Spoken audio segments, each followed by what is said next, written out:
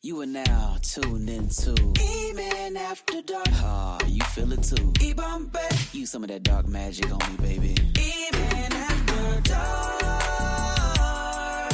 You are now tuned into Even After Kept her Dark. waiting for long. The way she reached for the stone. I'm never leaving Westview, baby. Call me Vashon. Why don't you sprinkle some of that dark magic on me? After dark, after dark. Phase 1 was the beginning when we first had arrived. Phase 2 was something new, then we was starting to thrive. Phase 3 was something special, we was in overdrive. We ain't gonna talk about 4, we just gonna skip on to 5.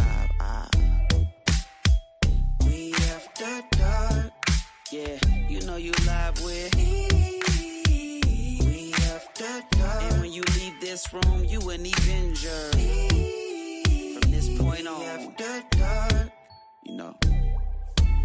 We after dark.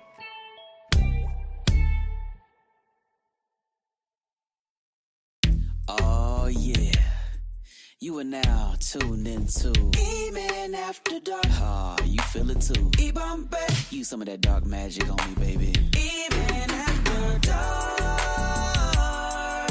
You are now tuned into Even After Kept her Dark. waiting for long. The way she reached for the stone. I'm never leaving Westview, baby. Call me Vashon. Why don't you sprinkle some of that dark magic on me? After dark, after dark. Phase 1 was the beginning when we first had arrived. Phase 2 was something new, then we was starting to thrive. Phase 3 was something special, we was in overdrive. We ain't gonna talk about 4, we just gonna skip on to 5. We after dark. Yeah, you know you live with. We after dark. And when you leave this room, you an Avenger. From this point on, After dark. you know. We after dark.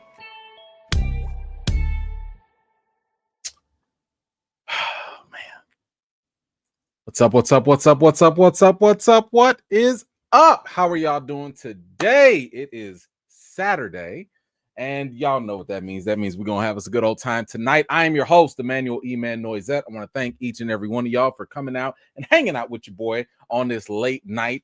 We have got so much stuff to talk about. I apologize for being late. I was trying to get all this. I had no idea how much stuff we was going to talk about. I really thought we was just going to talk about 1 or 2 things. No, we've got stuff to talk about. I'm going to try my best to get through it. I had to actually throw some stories out just so that we would actually have time, because I ain't trying to keep y'all here past your bedtimes already. I know. But we have got to talk about the Netflix merger with WB. I will give you my thoughts on that. We have got to talk about Sydney Sweeney. Apparently, she got some regrets. And then, this was new to me, Tarantino is out here with beef in these streets. This blew me away. But we're going to talk about all of that and more. But first, let's see who made it out tonight. I know it's past your bedtimes, but guess what? I'm just happy that y'all made it out tonight. So let's see who is here. Got Paulette coming through. Thank you so much. King Chad is here. Jesus, good to see you. Claus, appreciate you coming through. My man Mike is here as well. Jason Rodriguez, always a pleasure, man. Thank you so much. Johnny, I appreciate you. Treese, what is going on? My man Minister Crush is here. Rock. Is it Rock or just Raw K? I don't know, but Rock, what is up? Good to see you. Joshua, appreciate you coming through. My man Nelson V is here. Mitch, what is going on? Appreciate you. Amanda's here. Thank you so much. Pixie, hello, hello. The only Sam K, come on through. Ms. Harper, hey, you ain't got to work, so I know you here, right? Okay, good to see you. Appreciate you. Carl is here. Thank you so much. Carl. Reminds me of The Walking Dead. Carl. Let's see. D Nice is here. What is going on? Appreciate you coming through. My man Corey, always a pleasure, man. Thank you so much. Laura, good to see you. Thank you so much for joining. Shaft, hello, hello. You a bad mother? I'm gonna shut my mouth. I'm sorry. Let's see. Raymond, what is up? Good to see you. Let's see who else. RK, good to see you. Appreciate you coming through. Let's see, Terrell, what is going on? T-Ville is here. Thank you so much. Eugene, how you doing? Last of my kin, appreciate you coming through. You child, hello. Chris, good to see you. Come on, John, appreciate you coming through. Appreciate you. Who else did I see? There we go. My man Alejandro coming through. Come on now. Black Cinematic, hello, good to see you. Who else? I saw Gothic Chick is here. Always a pleasure. Appreciate you coming through. My man Andrew's here. And shout out to everyone that has made it out tonight. I appreciate y'all so very much. Ooh, come on through, Deborah. Come on through. Hey, E-Man and E-Fam. Hope everyone is doing well. A little something for Kobe's grooming. Took Molly and Bella today, and I'm putting them on a diet. Thank you. Because I literally just picked Kobe up from the groomer, and it was kind of crazy. So quick. So I take Kobe to the groomer, and usually it's me, and shout out to Mary. Okay, shout out to Mary. Mary be holding it down. Listen, I don't really trust a lot of people with Kobe. She the one that we be locked in, right? Mary understands.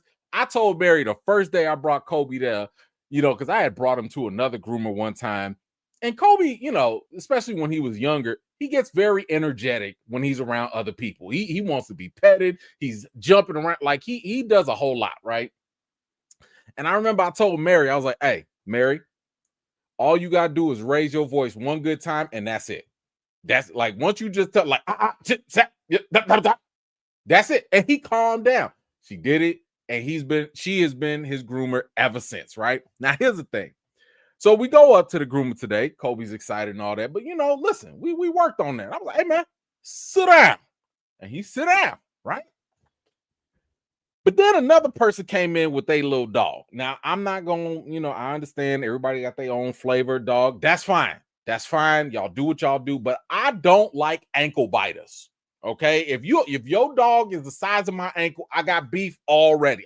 It's not my thing, right? Now Kobe, he's a knee height, right? He's at my knee, so he meets the bare minimum, So I am being a little heightist right now, but I just always got a problem because them little dogs, they be having those Napoleon complexes. They always want to fight you for no reason. So anyway, Kobe's sitting there. And, another dog comes in. Now, usually I don't like being in the same area with another dog, especially in these, tight little spaces for the groomers. I don't like being in the same space with them when another dog comes, because y'all know how dogs get when dogs see each other. It's either, oh my God, I'm so excited, let me sniff your butt, or it's automatic beef. One thing or the other, right? So this time, but thankfully Kobe's been through some training, so he already knows, leave it, right? So leave it. You don't mess with them other dogs. You can look, don't bark, don't sniff, don't touch, don't do nothing. You leave it. Kobe leaves it. He's a good dog. He leaves it. But this other dog, this little yip, whatever I don't know what breed it is. It's white, shaggy, mangy looking. It's yip. One of them dogs came in, and the other groomer, not Mary, another groomer was taking this dog in, and the mom was all like, oh, he just needs to get groomed, and the other place is closed, so can you guys just take a little something off his face? So I'm looking at this dog, and this thing is mangy, like it's ugly. I'm sorry, it needed to be groomed. It was to the point where the face was so hairy, it was just kind of like this, and you couldn't see the eyeballs no more. So the groomer's like petting his dog and was just kind of like, playing around with it just to kind of see, like, all right, what are we working with or whatever. And the mom is just like, yeah, he's such a good dog. He does this and this. Bit that groomer up. I was like, I looked down at Kobe. Kobe looked up at me. We both looked at the dog. And I looked back at Kobe and he was like,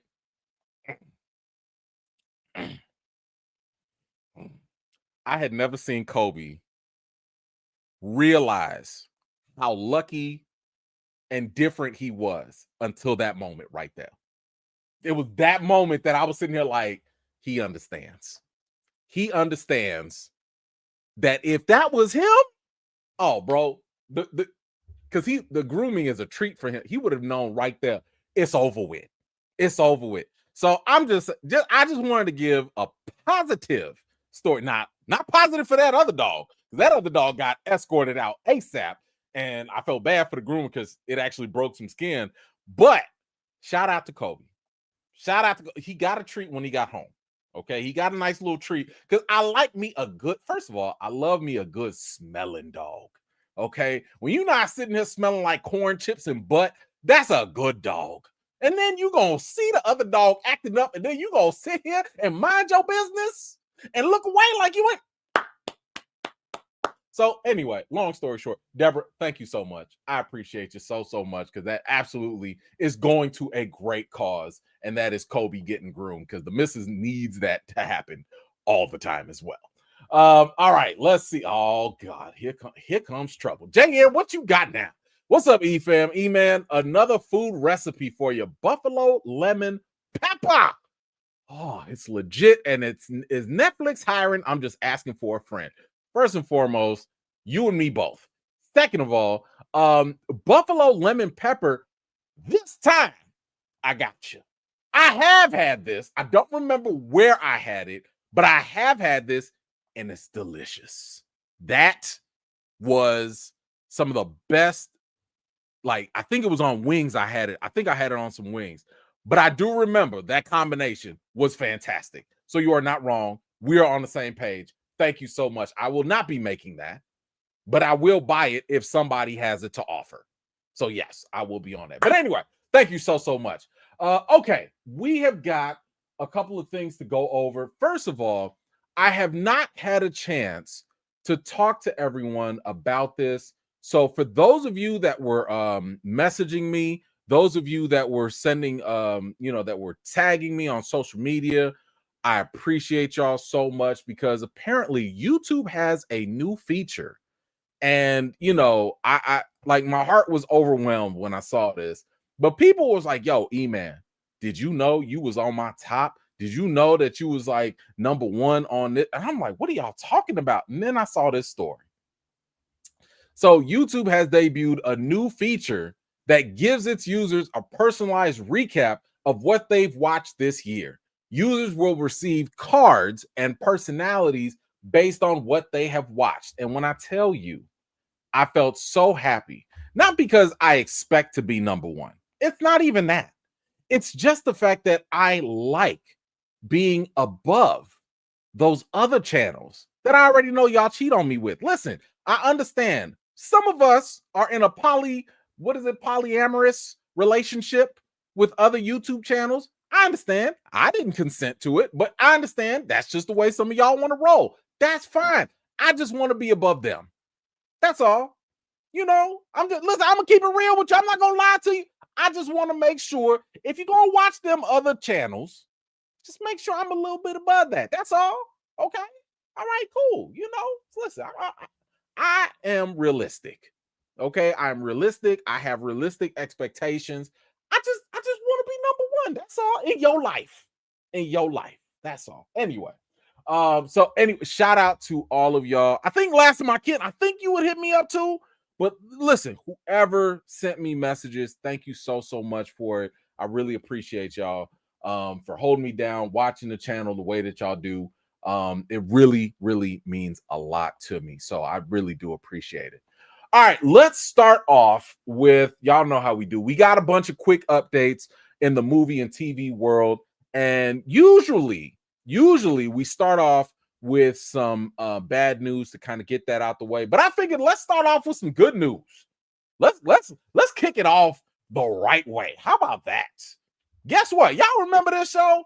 Good Times? I don't, because it's canceled. Yes, that's it. That's the news. After one season and maybe 5 people watching, Netflix has decided to cancel Good Times. Now, in case you have not seen, you can always go on my channel and see my reaction to the Good Times news and the trailer. The mere announcement, the trailer, everything about this show felt off. It felt like it was reinforcing negative Black stereotypes. at the expense of Black people just for a laugh. The one of the creators on here who also was involved with the Boondocks, he had left the show because clearly they were going in a bad direction he didn't agree with. The original cast of the Good Time series, they also weren't messing with this because it really did not reflect what Good Times tried to show and tried to demonstrate from the show back in the 70s or whatnot. So yeah, this is gone. It's dead. It's out of here. And you know what? Good. Because this is what needs to happen when you put out a product, first of all, that is completely tone deaf. And second of all, didn't nobody ask for this? Like, if you have to start being a lot more aware.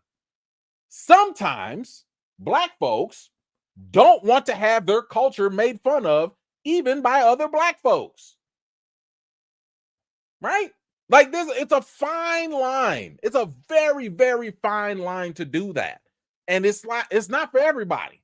So, I know Steph Curry was a part of it. I know he was executive producer on it or whatnot. But hey man, this didn't swing and a miss. Hard brick. Didn't work. It's out of here.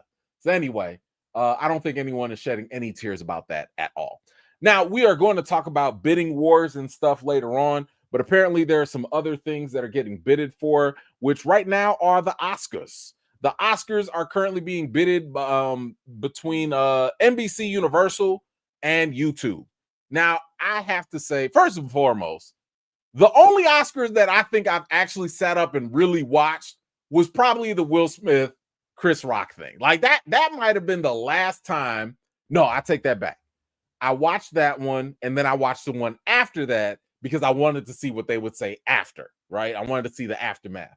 So now, and I think now the ratings have probably gone back down because who really watches the Oscars like that? Unless you just want to care about, who's the best director and who has the best movie, the big awards, right? But I think my question now is, if you do, or if you are interested in watching the Oscars, how do you feel about watching it on YouTube, or do you prefer to watch it on Channel 5, NBC or Peacock? I don't know if y'all watch Peacock, but do you think it makes a difference?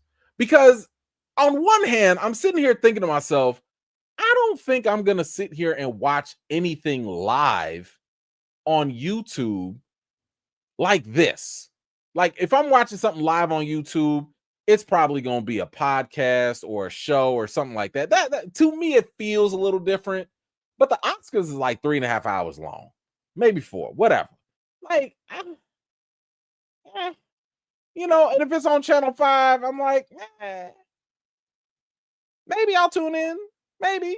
I don't know. Does it make a difference? Because I know people now are watching things more on social media than they are, traditional television and channels. So I was just kind of curious, do you guys have a preference? Does it matter to you whether it goes on YouTube or on Channel 5 or, NBC? Does that make a difference at all? Or are you just not going to watch it? Because I don't blame you if you're not going to watch it either. Like, that's probably what's going to happen one way or another. Feel free to let me know what you think, though. I am a little curious. All right, we do have. Oh, I forgot to put y'all on stage. Hold on, there we go. So for my dairy fans, now I'm not going. I don't think this is scary. I don't think it is, but I have told y'all, Welcome to Dairy is that show y'all need to be watching. We are covering it every week, so in case you've been missing, live streams on. Well, now it's going to be on Sunday. Now it's going to be on Sunday. It has to be on Sunday. We're getting close. It's only 2 more episodes left. I told y'all, go watch it, chapter 1, maybe chapter 2, but you definitely need to go watch chapter 1 all over again. Okay? You have to go watch it. But we do have our very first look at the next episode of Welcome to Dairy. So it's not really a spoiler, but here you go. We got our first. So this is Pennywise. But this ain't it Pennywise. This is Bob Gray Pennywise. So this is the original Pennywise, which lets you know the next episode we're going to get a flashback, more than likely how Pennywise got his look. Why does he actually pretend to be a clown? Why does he make that? Because keep in mind, he is a shapeshifter. He can turn into whatever he wants, but he has chosen this particular clown for a reason, and it looks like that's what we're going to get the answer to in the next episode. So make sure y'all tune in, and of course, come on back here because we will be going over that as well. Okay, we gonna do all of it. Oof. You know what? I'm gonna take this right now. I was gonna wait, but I'm gonna take this right now. Magic, what you got? Scarlet Witch versus Pennywise. Who's winning this death battle? I'm gonna tell you this right now. First of all, fantastic question. Both people can manipulate reality. Both people can get inside your head. Both people have the shining, so to speak. But I'm gonna tell you who wins. It's Pennywise. And I'm gonna tell you why Pennywise wins. Because even though Scarlet Witch can go into both in the head and use the shining and use the powers and alter reality and all of that, Pennywise knows how to weaponize your own fear against you, to cripple you. Not to mention, Pennywise also has other abilities that I don't think even Scarlet Witch can go and fight up against. So I'm going to say Pennywise is going to win that battle.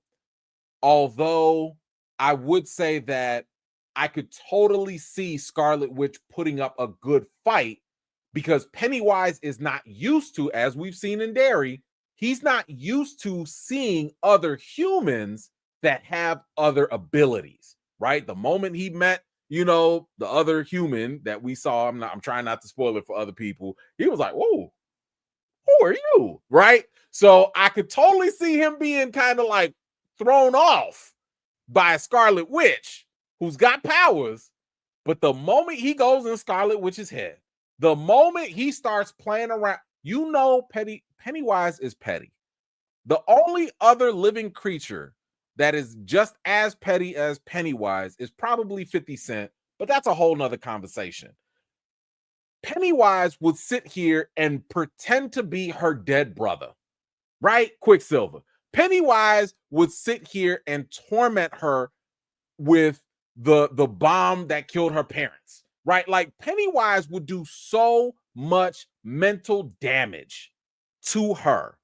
She wouldn't even be able to go 2 rounds with him, right? So I gotta get the great setup. I like the matchup, but Pennywise, I think y'all have to understand, Pennywise is a god level entity, right? He literally said, "I am the destroyer of worlds." He eats worlds. This thing will create a reality from your mind, and you can't tell if it's physically true or not. Like he's going to make Scarlet Witch cry. It's not even a competition. So I don't know. I don't know. But y'all let me know. Scarlet Witch versus Pennywise. Who do you have? Who do you have? I think that I think he's got it. I think he's got it. Now, if you really wanted one, and this would be probably a little more interesting, Pennywise versus Mephisto. Now that I wouldn't even know who to root for. Who do you root for? Pennywise versus Mephisto. Mephisto alters reality. Mephisto has domain. Mephisto is a problem. He's a problem. But anyway, let's move on. Stranger Things. Ooh, that season finale is going to be 2 hours and 5 minutes long. The second longest episode of the series. This absolutely needs to be in theaters. It has to be. I'm showing up to the theaters. If you're going to make this season finale 2 hours, if what we just got from, what was that, episode 4? Episode 4 was a banger. And you going to give us, man, please, let's go. Let's go. I'm with this. I love it. The Duffer Brothers have my trust and confidence at this point. I'm here for it. How do y'all feel about a long 2 hours of Stranger Things for the finale? Feel free to let me know.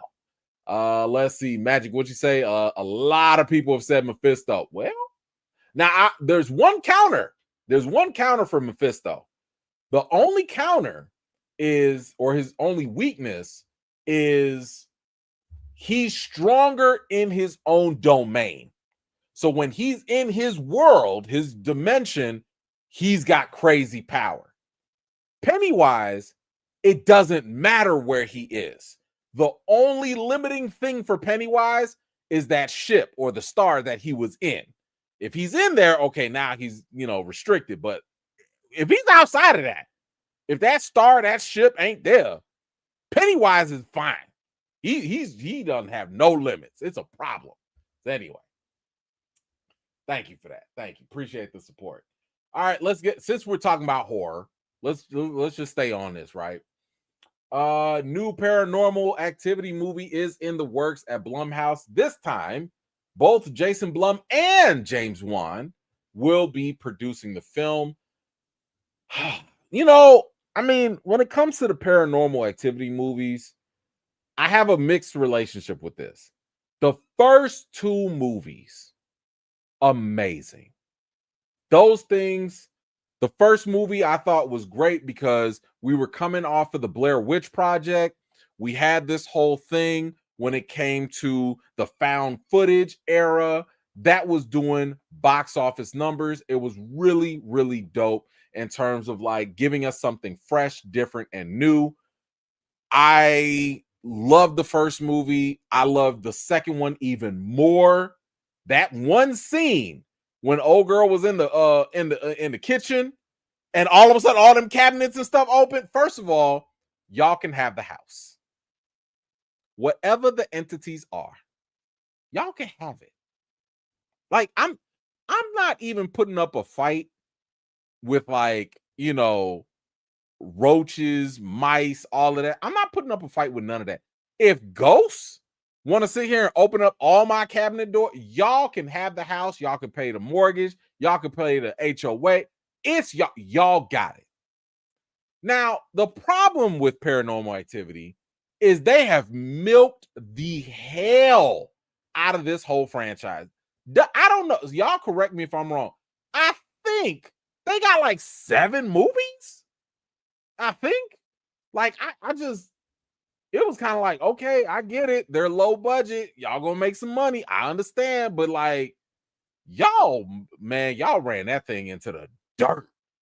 Like, it's just, it was too much. Like, they started explaining things. They were going into the origins and stuff. I was just like, I think I stopped after part 3. Part 3, I don't even remember it, but I stopped after 3. But y'all let me know, how do you feel about another Paranormal Activity movie? I don't even care if James Wan is behind it. Now, if he was directing it, that would be different. But he wants to produce. I don't really mess with all that. Next up, now I told y'all, we talked about this with Paramount. One of the things that they really wanted to do was Sonicify the Teenage Mutant Ninja Turtles. So in other words, what they've been doing with Sonic, how they got multiple movies, they're probably going to do more spinoffs and stuff. They want to do something similar with Teenage Mutant Ninja Turtles. Y'all knew I grew up with the Turtles, so I've always got a soft spot, in my heart for them. But it looks like they about to do it and do it a lot, because a new live action Teenage Mutant Ninja Turtles reboot will release in 2028. I mean, how many times we gonna reboot the reboot of the reboot of the reboot? Like we've rebooted. They've been rebooted so many times. Like, what are y'all about to sit here and put them in the ooze again? Like, what? And no, unfortunately, they canceled the last Ronin film, which to me makes no sense. I'm like, y'all studios will come up with all these old movies and TV shows, Miami Vice, and y'all want to rehash all these old things that people that are probably 50 and up will appreciate. No shade to them. I'm just saying that's a very small market. Meanwhile, you could be advertising to us millennials because guess what? We grew up with these things. We have children.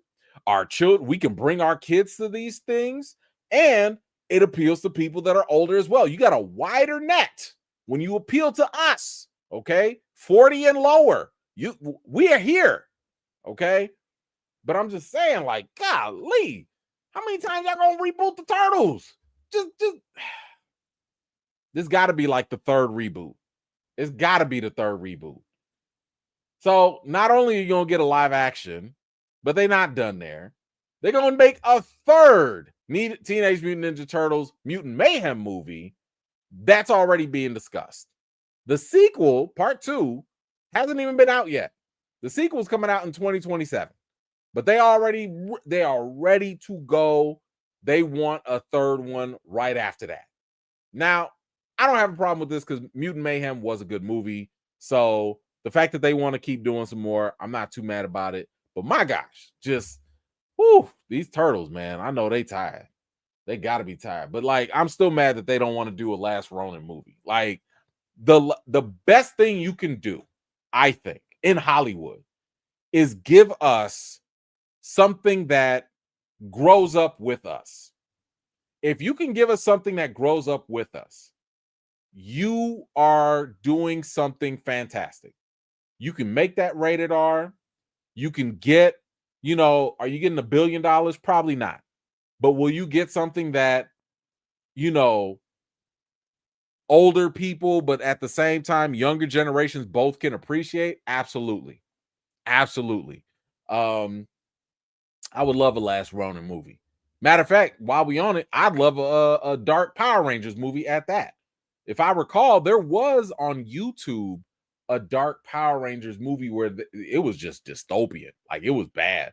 Power Rangers was out here killing folks, shooting up, chopping people up. Like, it was crazy. But I'm sitting here like, yes. Yeah. Guys, I'm a Power Rangers fan. I grew up on Power Rangers. Give me a rated R Power Rangers movie. I will be there. While I'm talking about Power Rangers, we got another one because Jonathan E. Steinberg and Dan Schatz, basically the people who gave you the Percy Jackson series on Disney Plus, they are confirming that they're also developing a live action Power Ranger series for Disney Plus. So Percy Jackson, so far, I mean, I haven't watched it. I watched the movies, but I haven't watched the show. I've heard nothing but good things about the show. So it sounds like this will be in good hands. But I am a little curious about what kind of angle they'd be willing to take with the Power Rangers. Is this going to be just as corny as the other Power Rangers have traditionally been? And I say that, because I was watching it as a kid, but after a while, kind of outgrew it, right? Like, the show never grew up. The show never, the show was like, we going to be here for the 9-year-olds to 12-year-olds, and that's it. We ain't going nowhere else after that. So it would be interesting if they would allow this show to maybe go PG-13-ish, at least. Listen, I liked the last Power Ranger movie that came out. It wasn't perfect, but I liked it because they at least tried just a little bit to go a little bit darker with it. Just a little bit. I mean, I'd prefer rated R. I wouldn't be mad if they gave us PG-13. But if y'all about to do another PG thing for the kid, whatever. Like, y'all can have it, give it to the kids, but whatever. But anyway, y'all let me know how you feel about another Power Rangers and Teenage Mutant Ninja Turtles. I need my gamers to help me out because we got another video game adaptation movie coming, and that is a live action Helldivers movie is moving forward at Sony. Justin Lin, who gave you the Fast and Furious films, he is going to direct this. So that is and Gary Doberman, he did Annabelle. I didn't like that first Annabelle movie. Second one was good. I don't know if he did that, but that first one, not too good. But Helldivers, is this? I've never played Helldivers. I don't really even know too much about it. Is this something that you think, if y'all have played it, is worthy of having a movie? And is that something you're interested in? Feel free to let me know. Like I said, I haven't watched or played it, so I really don't know if it has like a lot of movie potential. But I can tell y'all one thing I have played. I can tell y'all one thing that I do know a lot about, and that is God of War. Zeus! It's Kratos! Listen, now we know that there's a live action series coming to Amazon. They are now doing the casting for this. And Frederick Toy, who was a director on The Boys, he was a director on Shogun. He's going to direct the first 2 episodes. I like all of this news. I feel like Amazon is going to put the money where it needs to be because they got money for days. I hope that they give this show the same energy that they've been giving Rings of Power, right? Because Rings of Power, that, let's be honest, that is for the Tolkien nerds. That is for the Lord of Rings, Tolkien nerds. I'm one of them, right? I've read all the books. I'm right there. But I cannot say it has that crossover appeal like Game of Thrones or something like that. I still need them to invest heavily in this. And the fact that they're doing the casting, I like this. And I was having a conversation with somebody about this, about whether or not does God of War need a name brand actor to play this role? Because, and I'll present both sides of the argument. If you have a name brand actor, I mean, I think one of the best people that could do it, if you have to go with that, would probably be Jason Momoa. Jason Momoa, he's played in similar roles, right? You've seen him on Game of Thrones. You've seen him in C. I forget the name of it. What is the it's this Hawaiian thing, what they call it, Cheeks of War or something like that, whatever they calling it now. I don't know, but apparently it's a lot of cheeks in there, so viewers beware. But he can do something like this, and that could bring people in, right? You're pairing up a well-known video game with a well-known actor. That could work. Now, on the flip side of that, I personally think that you don't need a name brand actor in this. I personally think that God of War is big enough as a franchise where if you just go get some random actor and just make sure he looks the part, right? Listen, I don't care if you go get him from Czechoslovakia, right? Go to the farthest of the Caucasus Mountains and go get you an actor that can play this role. I don't care, right? As long as this person can embody the hatred, the anger, the frustration of Kratos, that will carry everything. That will carry everything. Because that's all you need. You need somebody that when he get pissed off, you get pissed off too. You don't even know why you pissed off. You just pissed off because he pissed off and he probably justified to be pissed off. That is the level of energy that we need from whoever is going to play. I don't need Kratos cracking no jokes. I don't need Kratos talking about my man. I don't need none of that. I need whoever is going to be Kratos to disappear. Matter of fact, if I see this guy walking down the street, I'm going to call him Kratos. I don't care what your real name is. That's how much this role should be. And matter of fact, let me also put this argument out there. I would argue that whoever plays this role, this will probably skyrocket their career. This will probably it could be one of those roles that when you do this, you're either going to be Kratos forever, or this is going to skyrocket your career so that you get hella other opportunities in the future. And that's why I'm saying I don't think you need a name brand actor. I understand it can work, right? Name brand draws attention. Look at The Witcher. Let's be honest. Was any of us going to watch The Witcher without Henry Cavill? Now, I haven't played the Witcher game, so I understand. I'm not talking to y'all Witcher fans. I'm talking about people that didn't know nothing about Witcher, who just tuned in just out of curiosity.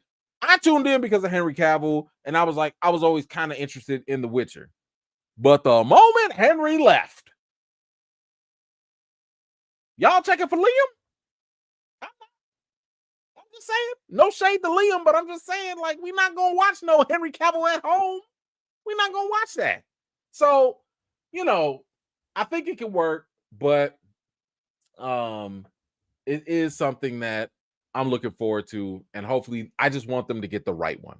I just want them to get the right one for that. Oh, you know what? Thank you for bringing that up. I completely forgot about this. Man, here I thought we was gonna have nothing but good news.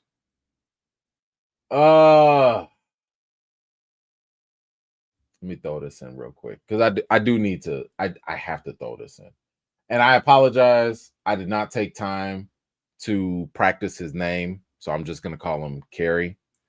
But Carrie has passed away, and for anybody who has seen him, who's in The Man in the High Castle, but more importantly to me, he was Shang Tsung in Mortal Kombat.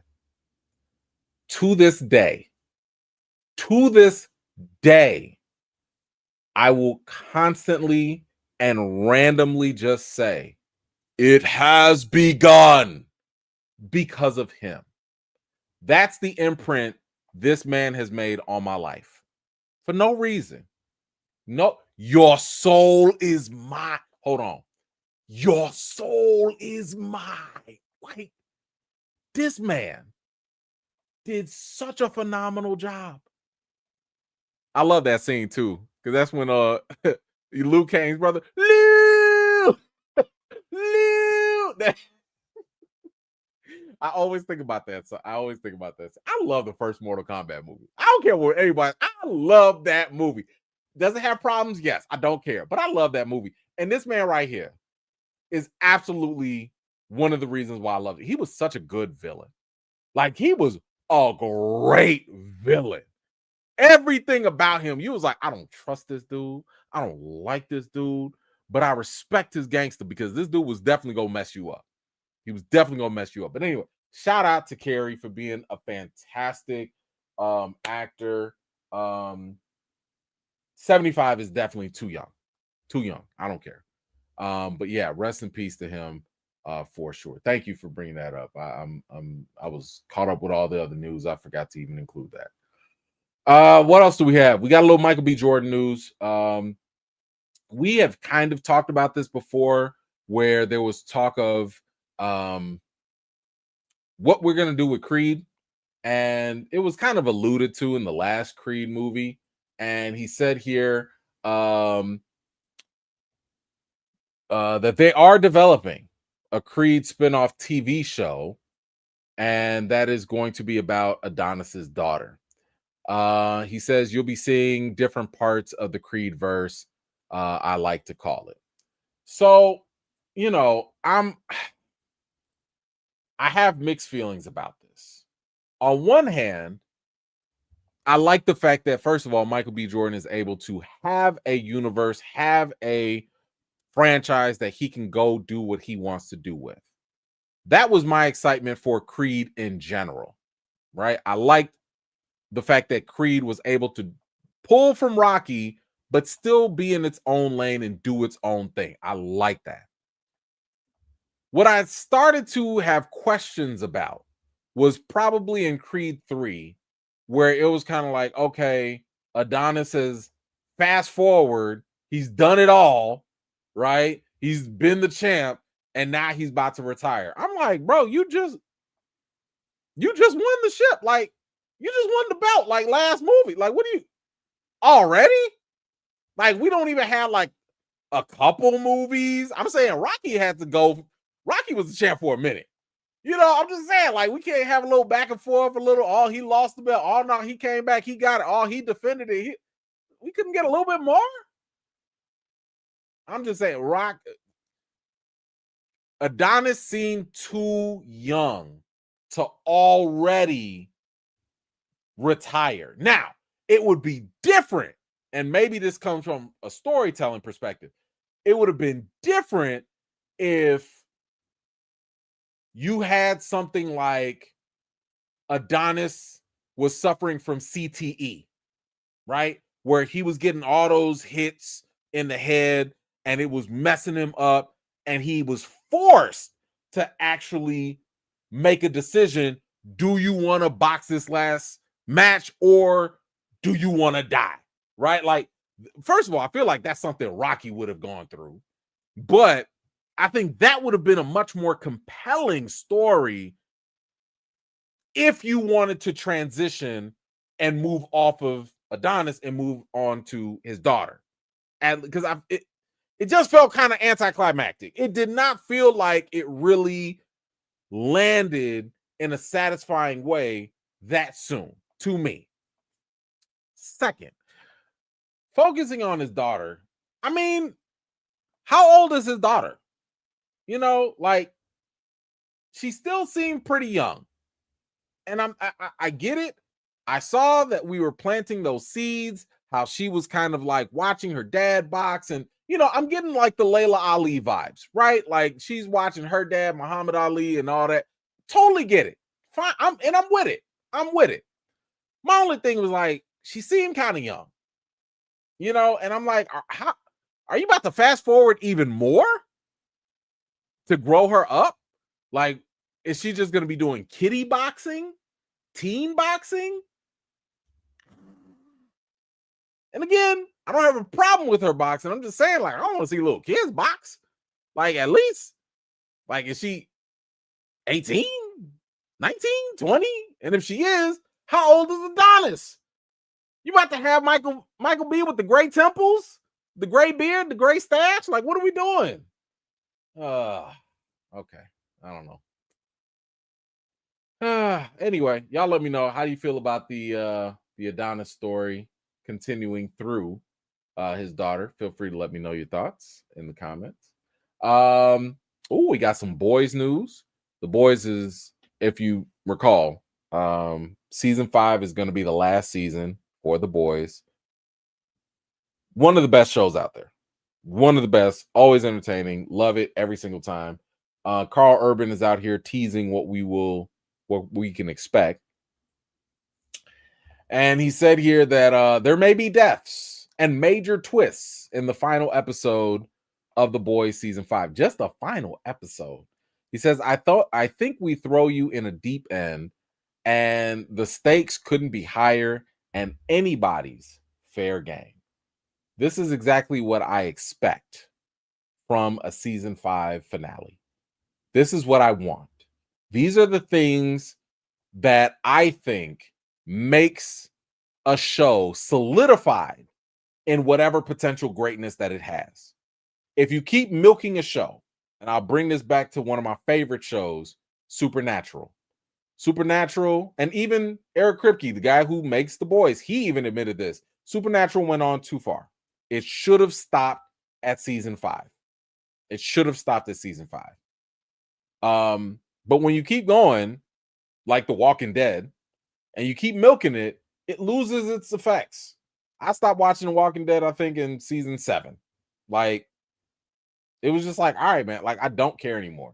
Y'all doing too much. But when you sit here and tell me, hey, this is going to end.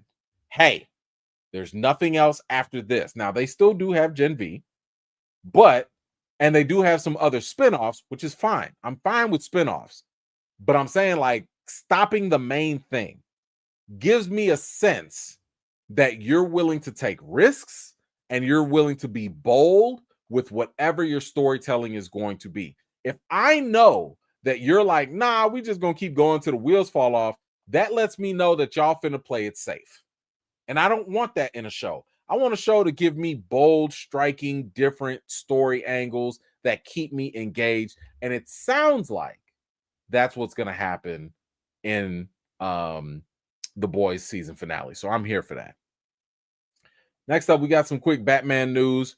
To anyone's disappointment, Zoe Kravitz is not expected to return as Catwoman in the Batman Part 2. So if you were expecting her or looking for her, sorry, she's not coming back. But it is possible that we could have someone else showing up, and that is going to be ScarJo. ScarJo is officially in talks to star in the Batman Part 2. We do not know who she will be playing. We don't know what character she's going to play or what role, but there is speculation. There is speculation. And first of all, let me also point this out.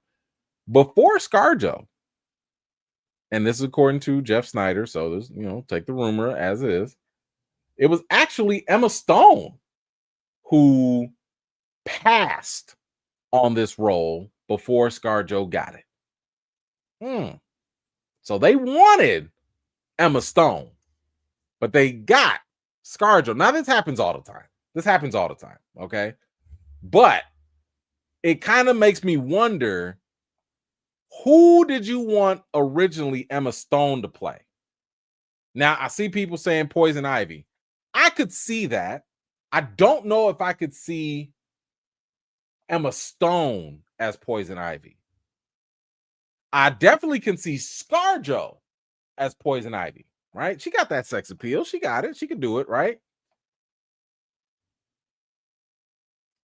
Another option has been thrown out there that I think is probably more likely, and that is Andrea Beaumont.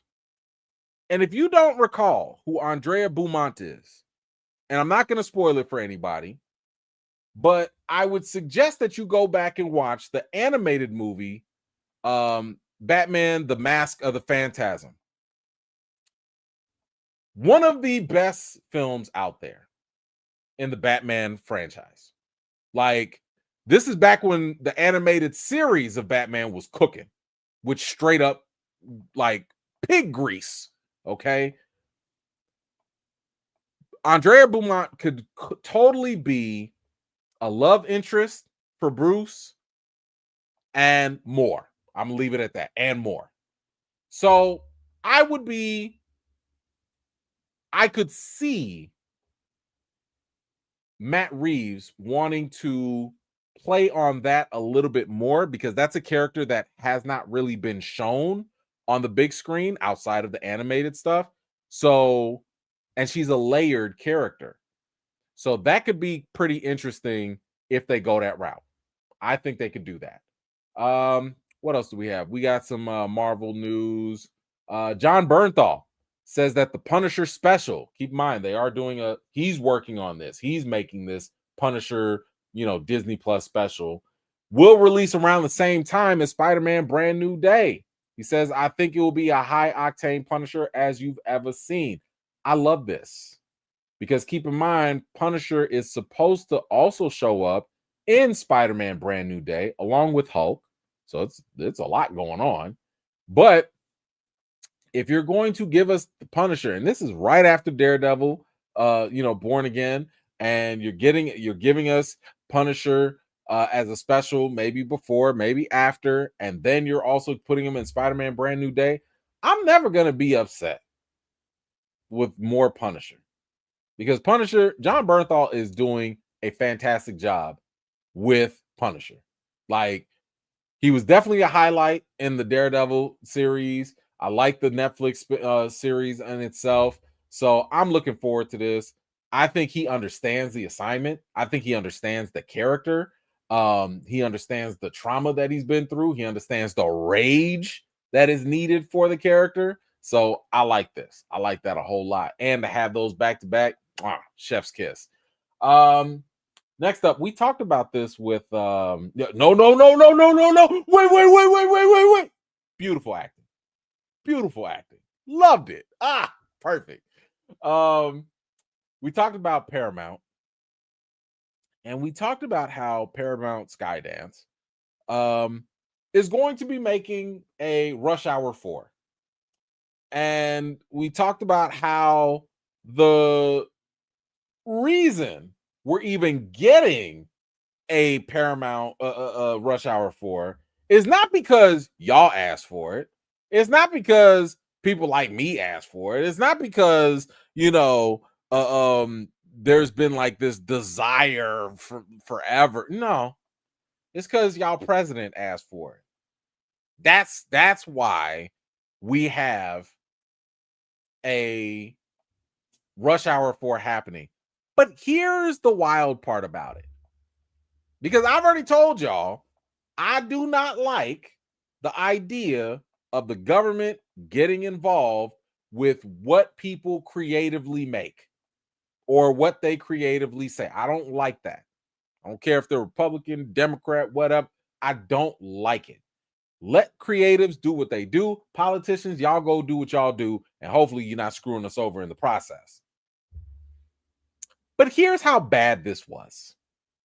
It's not just, the president said, hey, I would like this Rush Hour 4. Hold on. It says here that Paramount's film leadership, they passed on Rush Hour 4. They was like, nah, we ain't doing this. We're good. They only learned that they would be distributing it when the news leaked publicly that Trump requested the film. Your own people in charge of making movies didn't even know. What does that tell you? First of all, I don't want no movies that are being forced on the public. We already have a problem with studios trying to force sequels and reboots that nobody asked for. And these things don't always pan out very well. Sometimes they do, but more often than not, if the creative juices are not flowing, if the people behind it are not passionate about it, I don't want you to just stick a movie in the microwave and hand it to me. I don't want that. I need you to feel inspired. I need you to feel like, man, we got something great. We can't wait to serve it up. I need at least a little bit of originality and energy behind it. But the fact that y'all just said, like, wait, what? The president said what? I guess we don't. They passed on this. Now, in fairness, Jackie Chan has said that he is willing to do it. He wants to do it. He's fine with it, right? He even said, like, yo, y'all better hurry up before I get too old, right? I don't know if Chris Tucker has weighed in on it yet. I'm sure he'd do it. I don't think he'd have a problem. But my thing is, like, do y'all have a script? Do y'all have I know the director's coming back, but like, this feels forced. And it feels like Brett Ratner, I believe, is directing it. So the original director is coming back, and that's fine. I'm just at the point where I'm just like, I really wish y'all would have came up with this on your own rather than feeling politically pressured into doing this. That is not the way we should be coming up with movies, ideas, or anything. So I don't like it, whatever. Now, let's get into something a little spicy, maybe. I don't know how to approach this, so I'm just jumping. The creators of South Park, they are tag teaming with Kendrick Lamar to make a new movie. Now, at first, I didn't really think too much of this. I didn't even bring it up. I was just like, whatever, that's fine. Maybe it's a music video, whatever. But now we have a description of what this movie is going to be. Now, you already know the creators of South Park, these dudes don't care about nothing. Everybody is game. Anything is on the table. Like, but let me just read this. Let me just read this. Oh, South Park creators Trey Parker and Matt Stone's new film, produced by Kendrick Lamar, is said to be outrageously funny. The film follows a young black man who grows nervous of his job performing as a slave at a plantation attraction, though insiders say the log line may be outdated.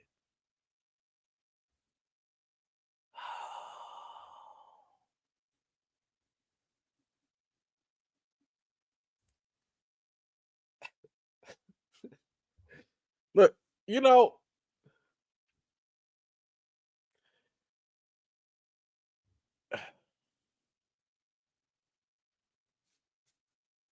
okay. Maybe the log line, maybe the story is outdated. Maybe they've updated it in some way. But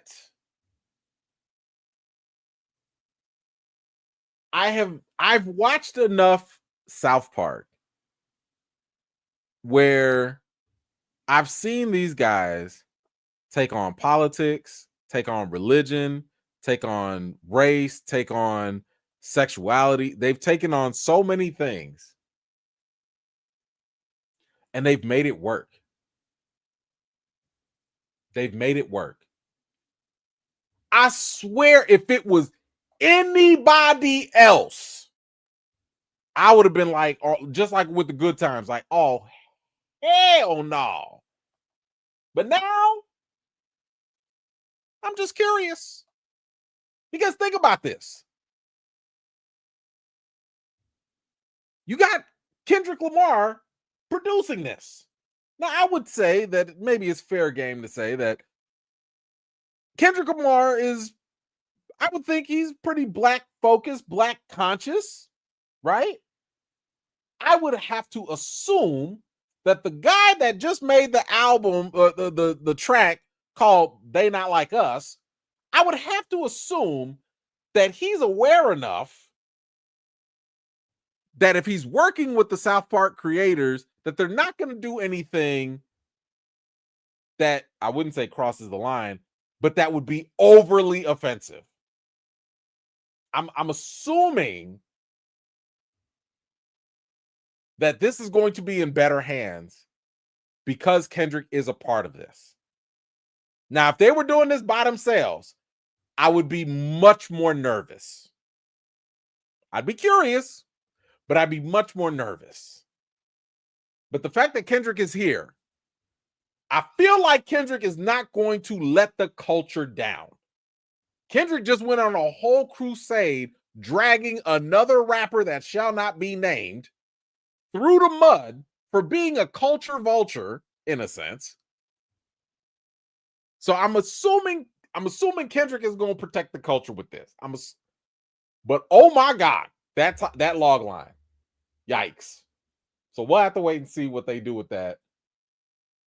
Because I don't know what they're going to do with that. This seems like a lot is going on. It seems like a lot. Y'all let me know if you feeling comfortable with this or not. And let's get to the last one here.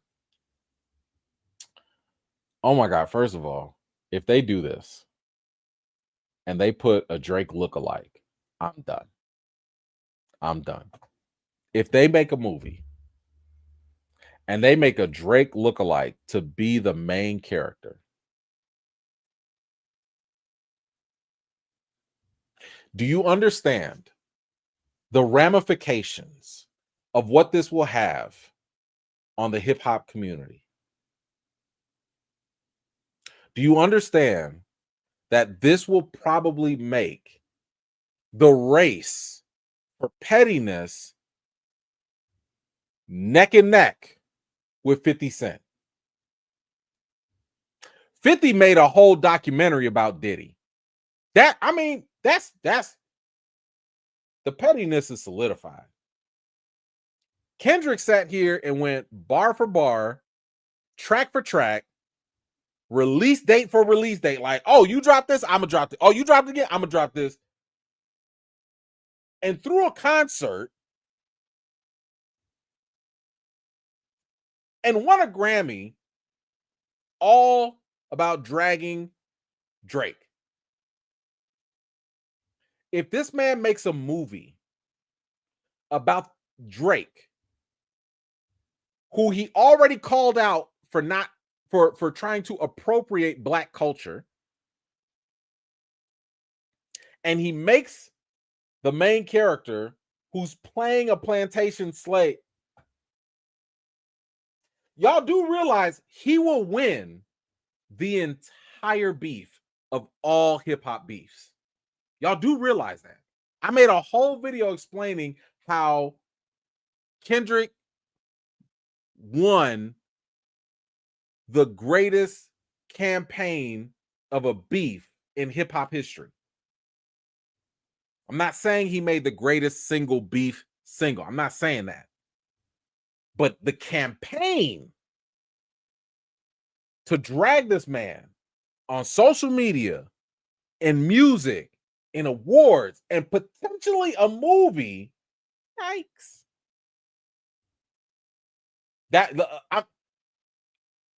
My heart says Kendrick ain't gonna do this.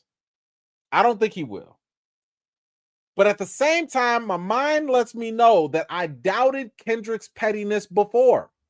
I never knew the depths of his pettiness until he threw a whole concert just to drag one man. This man went to the Super Bowl just to perform the song in front of millions on the highest rated program in the world to drag that one guy. Sorry, it's just a whole sidetrack. What is this? All right, y'all boy. Vin Diesel is back. He will star in and write a live-action Rock'em Sock'em robots movie for Mattel. Diesel says that the film will examine the role of competition in a world often measured by strength and dominance that dares to reveal the power of compassion at its core. For Rock'em Sock'em? I swear, he just be saying words. He just be saying words, but I don't even blame him. I blame the executives that just like believe him. Like, what are you talking about? So I get it. Mattel, they just came out with a movie for Barbie that did very well. Very well. First of all, you lost me at Vin Diesel is writing this. You lost me. Because the whole idea, examine the role of competition in a world measured by strength and what are you talking about? Two robots that punch each other in the head and one pops up? Like, what are you talking about? What are we doing? Now, listen, I'm not trying to shade the older generation at all. You had to play with the toys that you were given. And I'm sure Rock'em Sock'em was fun as ever, you know, back in the day. I'm sure it was. I've played it. We actually have it, right? Me and my wife played it, but let me tell you something. We've played it a good 3 times and it's collecting dust. It's collecting dust. I don't know how you can make this entertaining. Now, maybe he has some other crazy twist, but the fact that he wants to star in this also gives me 2 red flags. He wants to write it and he wants to star in it. The reason why this gives me red flags is because similar to the Fast and Furious franchise, similar to what was it? Bloodspot, I believe. Diesel has a tendency of overvaluing himself and his characters in films.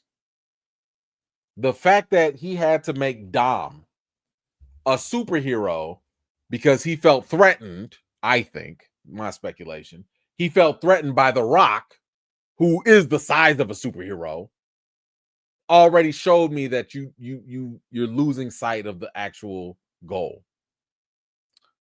When he did Bloodspot, it was kind of like the movie was not even about the character no more. It was just, it felt like it was just Vin Diesel just showing off, trying to make himself feel, you know, macho and machismo. And it was kind of like you could have just actually focused on the character and his story. You didn't even want to put the makeup on until 3/4 of the movie in. Like, so you wanted this to be about you more than actually the character. This is why I don't trust something that's written and starring him. So anyway, y'all let me know, how do you feel about the Rock'em Sock'ems? Is that something that you think will you'll be interested in? Is that something that you'll be watching? Feel free to let me know your thoughts in the comments down below. All right. We got something interesting here. And I figured I just wanted to bring this to your attention.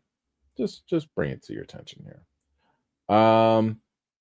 We have a new horror movie. Y'all know I like horror movies, so you can deal with it. Now, you do not have to watch this, because I know some of y'all some scary heads. I get it. It's fine. However, I do want to bring up a couple things, because for one, we got a new horror movie, and it is going to come to us from 2 people that know what they're doing. That is Sam Raimi and Jordan Peele. Because Universal has acquired a film, and it's called Portrait of God. And Raimi and Jordan Peele are both going to produce this. Okay. Now, Portrait of God it's a short horror film, and actually, let me read so that you know what it's all about. The short centers on a religious young woman who discovers the disquieting answer to the question, what does God look like? Opening with a quote from the Old Testament, which says, "No man shall see me and live." It finds Mia, the young girl, sitting in the dark, practicing a slide presentation about a work of art dubbed Portrait of God. To some who view the painting, she says, it appears completely black, but others report seeing a person in the darkness of the painting. One who's been described time and time again in consistent detail. Minimalistic yet menacing, the short offers a counterpoint to the idea of God as a benevolent entity. Viewers of the portrait, beware. So I thought that this was kind of interesting, only because, for one, I actually went and watched the short. It is a horror. It's only like 7.5 minutes long. It is on YouTube, so you can watch it for free. It's 7.5 minutes long. I think it's literally called Portrait of God. And y'all already know I like the religious stuff, so it had my interest. And immediately I was sitting here like, that ain't no God. You know good and well that ain't no God. But anyway, just for those of you that are potentially interested in watching it, there are no jump scares. It's not gory. So, but it is creepy. It's creepy. Yeah, I think it's creepy and eerie. And a little I'd say medium scary. But what got me interested in this was kind of thinking of like, how are y'all gonna take that and make it into a movie? And after watching it, I was like, you know what? That's an interesting little concept that they got there. It's an interesting little concept. I feel like we've seen a little bit of that with The Conjuring Part 2. So I'd be curious to see how they build off of that and do more. So I'm putting that out there for anybody who is interested. This is not for everybody because I know y'all scary. I get it, but it is something I thought some people might be interested in. Feel free to let me know if you've watched the short or if you plan on watching the short. Let me know what you thought about it in the comments down below. All right, let's do we can talk about Terminator. So James Cameron has talked about the fact that he is open to doing another Terminator movie. Keep in mind, this is the GOAT, right? This is the guy that has given us the best Terminator movies, 1 and 2. And he's had some concerns about how the Terminator movie can work, because think about it, this stuff came out like in the 80s and the 90s before the internet really even came out, and he was already talking about AI in the future coming back and killing us all, right? So those were very far distant ideas, but now we know AI is right, like we got AI now. So the question is, like, is this still relevant? Can it still work? So he does respond to this, to the idea of making a new Terminator movie in this interview. He says here, I'll have some time to write and consider my next projects and the order in which I do them. And so once we're done with the marketing on Avatar, Fire and Ash, he says, I've got a stack of notes this thick, about 3 inches apart, which is how I start all my scripts on what I want to do with the Terminator film. I'm going to pour myself into that as a writer. He says it's difficult. I have to tell you, science fiction has caught up and is actually overwhelming us at this point. We're living in a science fiction world, and we're literally having to deal with problems that is in the past only existed in science fiction books and movies. Now we're living in it for real. I'll never be as prescient as I was back in 84 of imagining this one, because I don't think anybody knows what's going to be happening a year or two from now. But I at least want to future-proof myself by being a couple of years out. And this is the real challenge, I think, not only for Terminator, but I also think that this is a challenge for sci-fi in general. I was having a conversation with a friend of mine, and we were talking about how like sci-fi movies have a new challenge, which is, can you push our imaginations? You look at a show like Black Mirror, which I love. Black Mirror. Black Mirror is so amazing.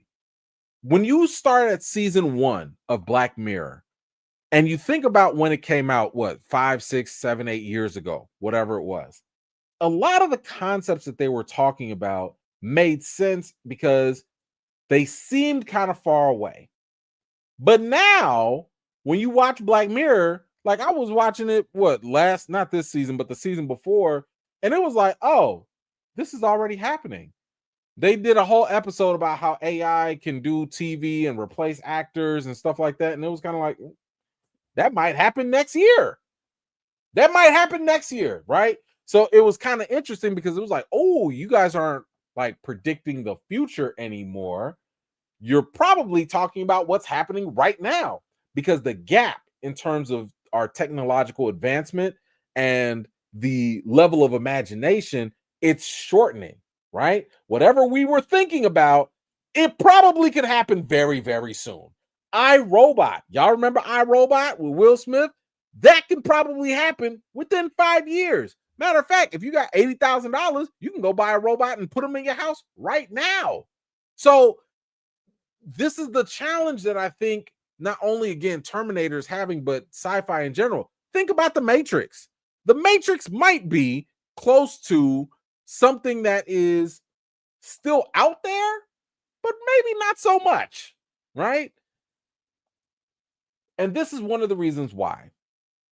And if I was talking to James Cameron, I would tell him, like, hey, you need to watch that show Pantheon, right? Pantheon, I think we've talked about it here. I love that show. It's an animated show. It's on Netflix right now if you're interested in it. Pantheon is exactly what sci-fi lovers, I believe, should want, because they take all these little ideas, AI, robot, whatever, and they take that thing a mile and a half. They take it to another level that you just not even gonna think about. I don't even want to talk about all the concepts because I don't want to spoil it, but it's basically like, what if we took the Matrix a billion years in the future? Right? So, that's where we have to get to with sci-fi now. It has to have the kind of gap where, like he said, it's stuff that could only live in books and maybe movies, because if it feels too close, it doesn't feel as much of a fantasy. So I wonder, what can you really do with Terminator at this point that can work? Now, Netflix did come out with another series. What was that? Terminator Zero or something like that. That was beautiful, because what they ended up doing was they took the Terminator same story, but they did it from a different perspective, right? And because they put it on a different perspective, that made the story feel fresh. So I'm wondering if Cameron would be willing to do something similar. Hey, rather than just still doing the same old thing, if you come at it from a whole different angle, maybe even telling the same story and revealing information we never knew, that would be a lot different, and that would be cool, I think. And less pressure of trying to come out with something, super futuristic or whatever, or prescient, as he would say. But you guys let me know, how do you feel about a new Terminator movie? I mean, again, the other ones after 2 were not directed and written by James Cameron. So I feel like that's kind of like where the fall off happened. I cannot doubt James Cameron anymore. I feel like this man knows what he's doing. He has not missed. He has not missed to date. So, you guys let me know how you feel about another Terminator movie and having James Cameron give his full focus, because he said he's going to do this after Avatar. We'll see. Let me know what you think in the comments down below. Speaking of Avatar, I almost forgot. I got to show y'all my out of theater reaction for that, because I did see it, and I got to post my reaction. I'll just say this: the mere fact that Disney, well, 2 things about Avatar, real quick. I never knew. I always tell you guys about red flags and yellow flags, but I have to emphasize that there are also green flags, right? So I cannot review the movie or give you my thoughts on it in depth. Almost not for 2 weeks. The movie does not come out until, I think, December 19th. But the mere fact that they let us watch this movie on Monday, I want to say, so last, like, a couple days ago, that's like 2.5 weeks before the movie actually comes out. That is a green flag. That is where you no, we didn't get the Avengers trailer, but that is how you know the studio is extra confident. That's how you know the studio's like, oh, we got this. Nah, let them see it 2 weeks in advance. It'll be fine, right? So that to me was a major green flag. Major green flag. Now, again, I'll upload my video. I'm sorry, I was slacking. And my out of theater reaction for it. But man, that blew me away. I was just like, I'll say, oh, and the second thing, I'll give you the second green flag, little insider critic stuff. Usually when there is a screening that's happening, you will have the studio or the PR people hit you up and they'll be like, "Hey, we got a screening. Come if you want to. Come not. Whatever. Do whatever you want. Right? All right. That's how they usually happen. But this time, I'll say usually I get there's one main PR company that will hit you up depending on where you live, right? In your region or whatever. So in Chicago, there's like one major PR company that works with us. They set up the screeners, they do all the work, all of that. So they hit me up and they was like, "Hey, we doing Avatar. Come on through." I said, "All right, cool. Yeah, bet. Sign me up." All right, cool. But then there are other PR companies outside of just Chicago, and they started hitting me up. They was like, "Hey, you want to go to Avatar?" I was like, "What? Well, the Chicago people already hit me up. Like, I'm already on the list." I was like, "Oh, okay." Then another one hit me up. Then another one. Then another one. I was like, "What? Wait a minute. Usually y'all be working together on this stuff."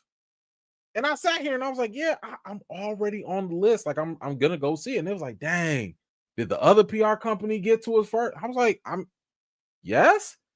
I was like, "This is a competition? What is going on?" I've been doing this since 2013, 12 years. I've never had 4 PR companies hit me up and harass me on whether or not I was going to watch a movie. That's never happened. They'll send out blanket emails. "Hey, we going to stream it. Hey, no. Hi, E-Man. You coming to Avatar, right? Hey, E-Man, would you like to come? Hey, E-Man, did you sign up? I just want to make sure you signed up. You gonna watch this movie, right?" I'm like, "Yo, y'all really feeling this movie? You have to be feeling this movie to be pressuring people like that." That's another green flag. I have to give that a green flag. I have to give it a green flag. Anyway, somebody asked if there were any red flags. Nah, I didn't see any red flags. Not beforehand. But stay tuned for my actual review. There's lots to talk about in the actual review. Lots to talk about. Let's see. Oh man. Quiet one. Let me address this. I'll address because this is not just for you, it's for everybody. Let's see. I'm working on an art piece for you to gift to you before the end of the year. What way do I need to reach out to you to get your address to ship it to you for the holidays? First and foremost, thank you so much. Second off, I think probably the best way might be Facebook, not my personal. I don't check that. The fan page. So Emmanuel E-Man Noisette fan page. I know you can send me a message there. And Instagram, but Instagram be hiding new messages, so I don't always see it. So on either one, just kind of mention who you are, so at least I know who that person is, and then we could talk that way. And I usually don't accept stuff, but I just got a PO box. So I think I will put that out there. So anyway, I got to find it. I haven't used a PO box in so long. But thank you so much in advance. I really appreciate that. Thank you. All right, let's move on. What else do we have? We have snaps. Will Smith coming back. Now, Will Smith has already been back, right? Like, I think we're over the whole slap thing. My man has made his comeback into Hollywood. Like, I mean, he was never done for me, but I think he's back. But the real question is how he'll come back again with another movie, maybe, because we talked about reboots, right? And we talked about sequels. Well, get ready for another one, because here come the Men in Black. Galaxy Defenders. Ha, ha, ha, ha. Come on now. Here come the Men in Black. Won't let you remember. I used to do that dance and everything. I was in. Now walk with me. Man, slap boy. I was doing the walk with. Come on. Y'all wasn't doing the Men in Black too. Y'all better stop lying. Don't you lie. Don't you lie. You know you was doing that Men in Black dance. You know you was. Anyway, according to Deadline, they said here that no talent is attached, but they got the writer from Bad Boys for Life to do the next Men in Black movie. So he is writing up the script and he is getting it going. And it says here that there are no plot details that are known. We don't know. But insiders have told Deadline that the idea is once the script is finished, Will Smith is going to be the first one to receive it, and they're hoping he will reprise his role as Agent J. It is unknown how the character would be featured. They don't know if they don't know whether he's starring in the role again or if he's going to be like a supporting, character, pass down the torch or whatever, kind of like what happened in Creed. But the plan is to make sure that they have to have the character in at least the first draft. So I like this. For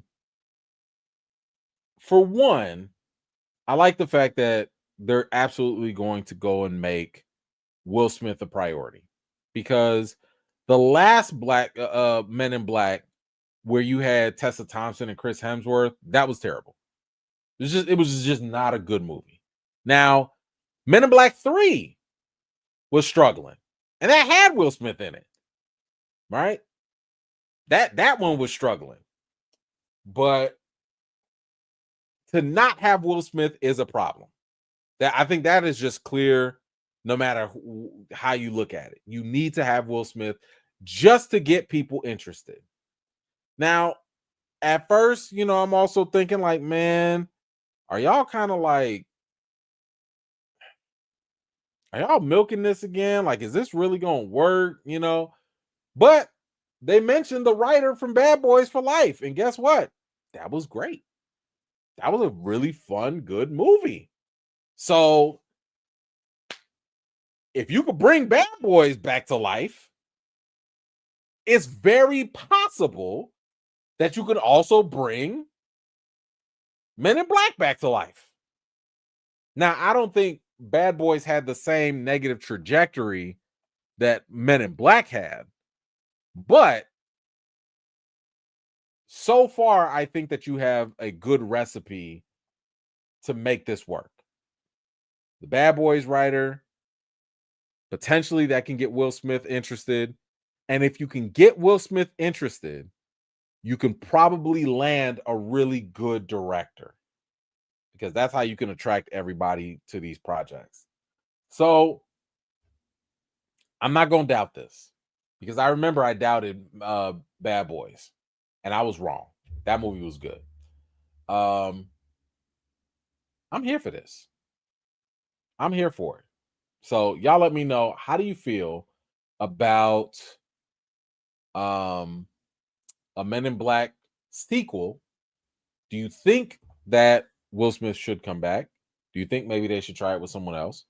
Do you think he should be like the actual feature star? Or do you think he should pass the torch? I feel like they might do some sort of passing the torch type of thing.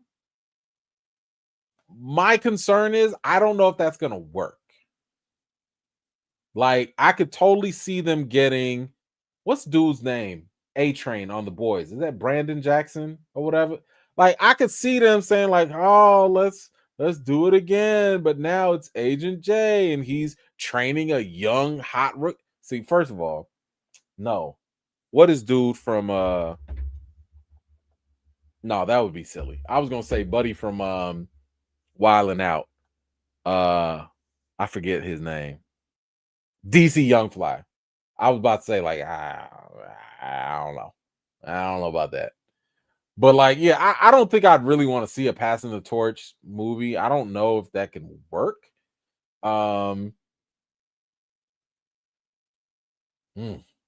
I don't know. Did you say Men in Black with Chris Rock? Oh my gosh. I don't think that will work. Get Anthony Mackie. All right, Get Out. Get Out. How about that? Okay, guys, this ain't gonna work. This ain't gonna work. Based off of what y'all saying right now, it's not gonna work. And yeah, Shaft is exactly what I was thinking of when I was thinking of like the passing the torch thing, and I'm like, I didn't like that one, you know. Anyway, let us go to the next topic. Where is it? There we go. Let's talk about movie rankings.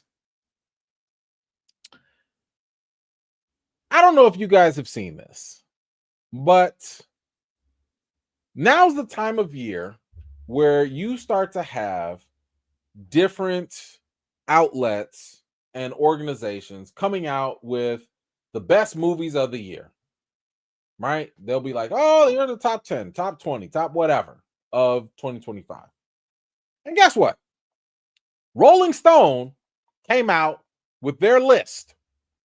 They came out with their list. Let's check it out. So, on their list, first of all, Weapons was number 20. Red flag. Weapons to me was fantastic. Now I get it. That's personal. That's my favorite type. Okay, I get it. That's fine. I'm sitting here thinking to myself, like, you know,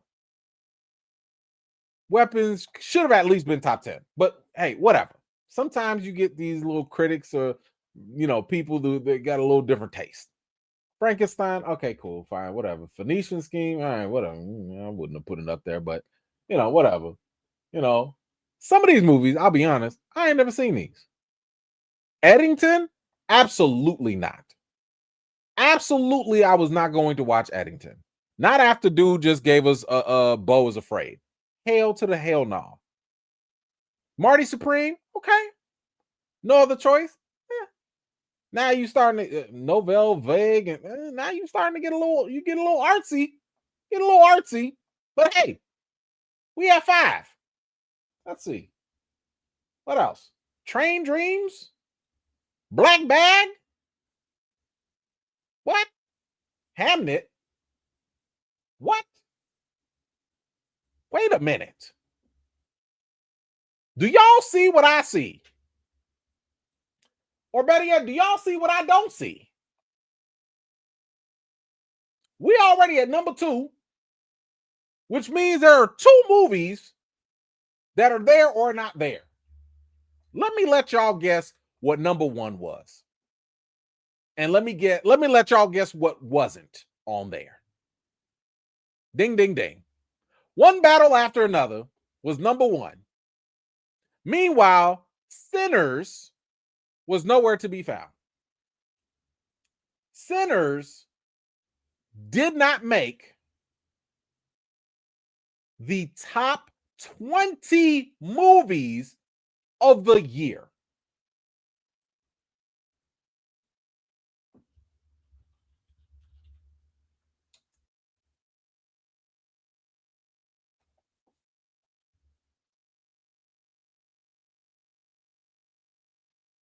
Sinners was barely mentioned in this article, basically getting an honorable mention. Now, I don't know if I'm going to release this or not, so I'll just tell it to you guys. But award season is coming up, and as a critic, you know, one of the things I get to do is I get to vote on different, you know, committees or whatever on certain films, specifically Critics' Choice. Shout out to AFCA, you know, and we get to vote on movies that we feel deserve certain awards.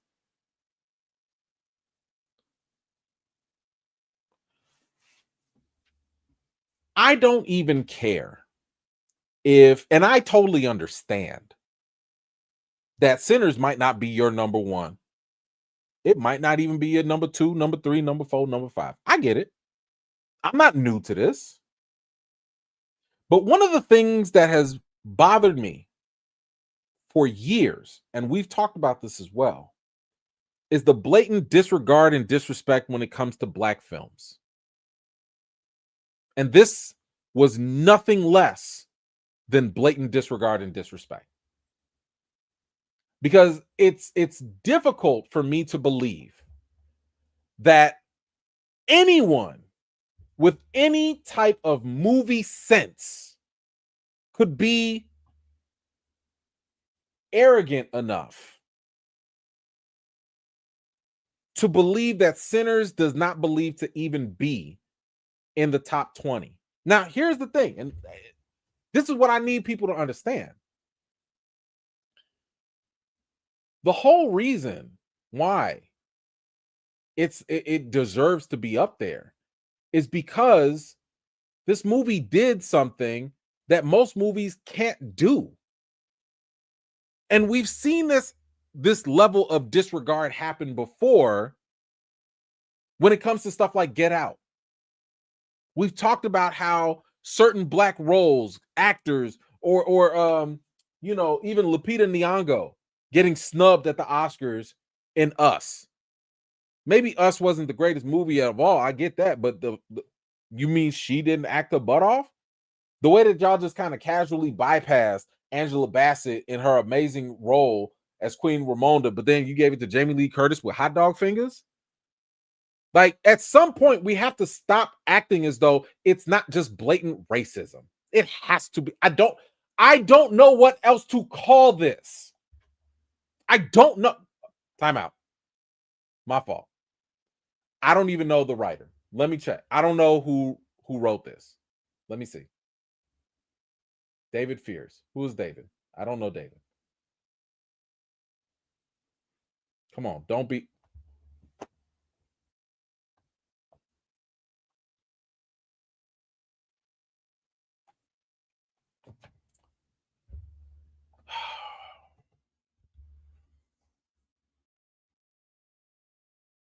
And you're a senior editor? You're a senior editor. Let me explain why I believe this is racism. Let me just explain why. Because I know some people get turned off. He's playing the race card. Oh my gosh, my sensitivities are frail. Shut up. Listen to what I have to say. The industry started based off of racism, right? You had black people that were being exploited, that were having blackface made about them. They couldn't even play themselves. You have to get white people to play black people in blackface. It already started off on the wrong foot. Then that started to progress by having black people only play supporting roles that only perpetuated negative stereotypes, which we still have today. Cool, we've moved on from that. Have you guys ever noticed in the lens and in the world of film criticism, because we did talk about this with Oscars So White, the industry has been populated with people who have always adopted the mindset of older white men. Older white men ran the industries, they dominated the actual professions, and they also curated the industry's perception of what is good. Stop me if you guys can correct me if I'm wrong. Go look at the top film critics for the past, 30, 40 years. What did they look like?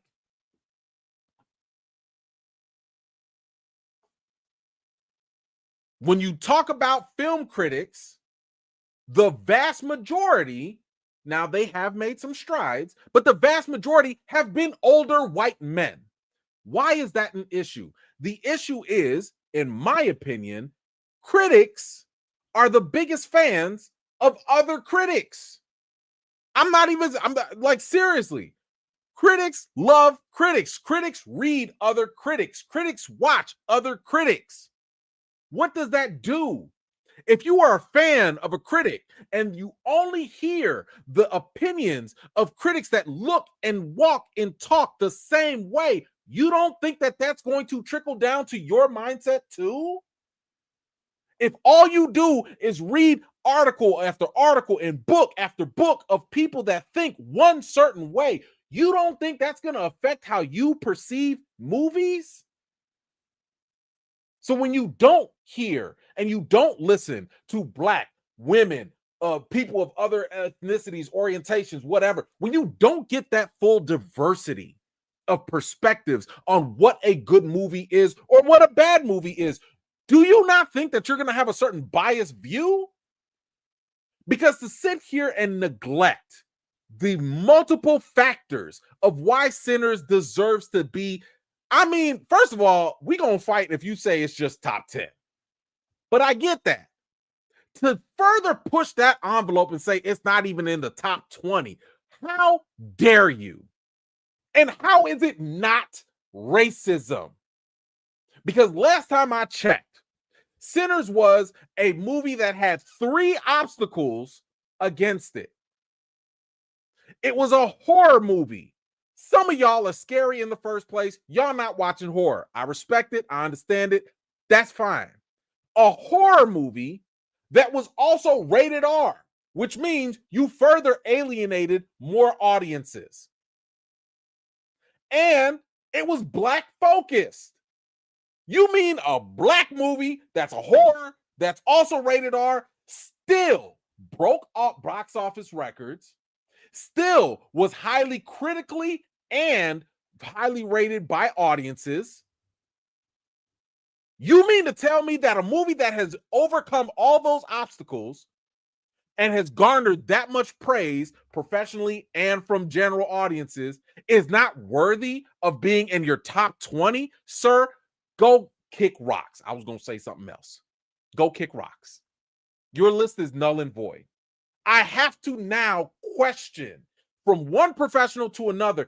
I have to question everything you talk about now. There is no amount of words in your entire article that can justify the snubbing of Sinners in this article. You are a joke. Your opinion is invalid. It really is. There is no real justification for this. There is none. Even if I had a movie, let's say I was the editor, right? Let's say I was writing up an article. If I'm writing something up, and let's say I personally did not connect with the movie. Let's say this was a movie that was so foreign to me. It was so unrelatable to me. At some point, you have to have the professional etiquette, the professional know-how to at least say, you know what? Even though this didn't jive with me, this didn't rock with me, I didn't get it, I didn't like it, I didn't whatever. I can't ignore the fact that that movie broke records, it's highly reviewed, and it had cultural impact. Just because it don't land in your little circle does not invalidate what the movie has done. And that's the point of films. Films are meant to actually resonate with people. Don't nobody make a movie and say, I don't care if don't nobody like it or if it doesn't impact or if it doesn't speak to people. No one makes a movie for years with blood, sweat, and tears for it to not touch people. Sinners did that. So to blatantly ignore and leave this off your list for whatever reason is gross negligence. And at this point, I feel like the Rolling Stone just wanted to be provocative. And y'all won. Y'all got me, right? You got me. But I would rather sit here and talk about this issue because it is still a prevalent situation in other areas of the film industry. Because I've already talked about this in other platforms, but one thing I've said was, I am afraid that this is going to be something that happens with Sinners moving forward. I've been afraid that Sinners is going to get disrespected. It's going to get snubbed. I could see it getting nominated for stuff, but I could totally see certain people saying, no, one battle after another, or no, this other movie, this what. But this, at least they got a little cover if they nominate. At least they got cover with that. But if you just literally going to leave it off your list of a top 20, that is blatant disrespect. And I'm sorry, but not sorry. It is racism. I don't care what other movies you got on there, because if you're going to leave that black-centered movie off your list completely, something is wrong. Something is wrong. Maybe it was a little too black for you. I don't know. And I don't need to know this guy. It doesn't matter. At some point, you just have to realize if a movie is good and it's done all these certain field, it's crossed all these barriers and achieved all these things, you just need to put some respect on it. Period.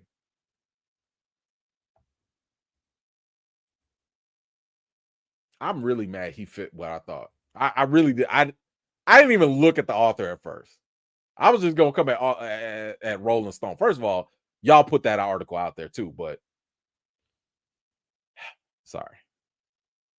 Now, everybody has not lost their mind, because the National Board of Review has released their best films of 2025, and look who's there. Right? Okay. Good for y'all. Good for y'all. Who else? The American Film Institute has chosen their top 10. Look who's on there. Look who's on there. This is what I'm talking about. It doesn't have to be your number one. We can always have some wiggle room. We can always have some debate. That's fine.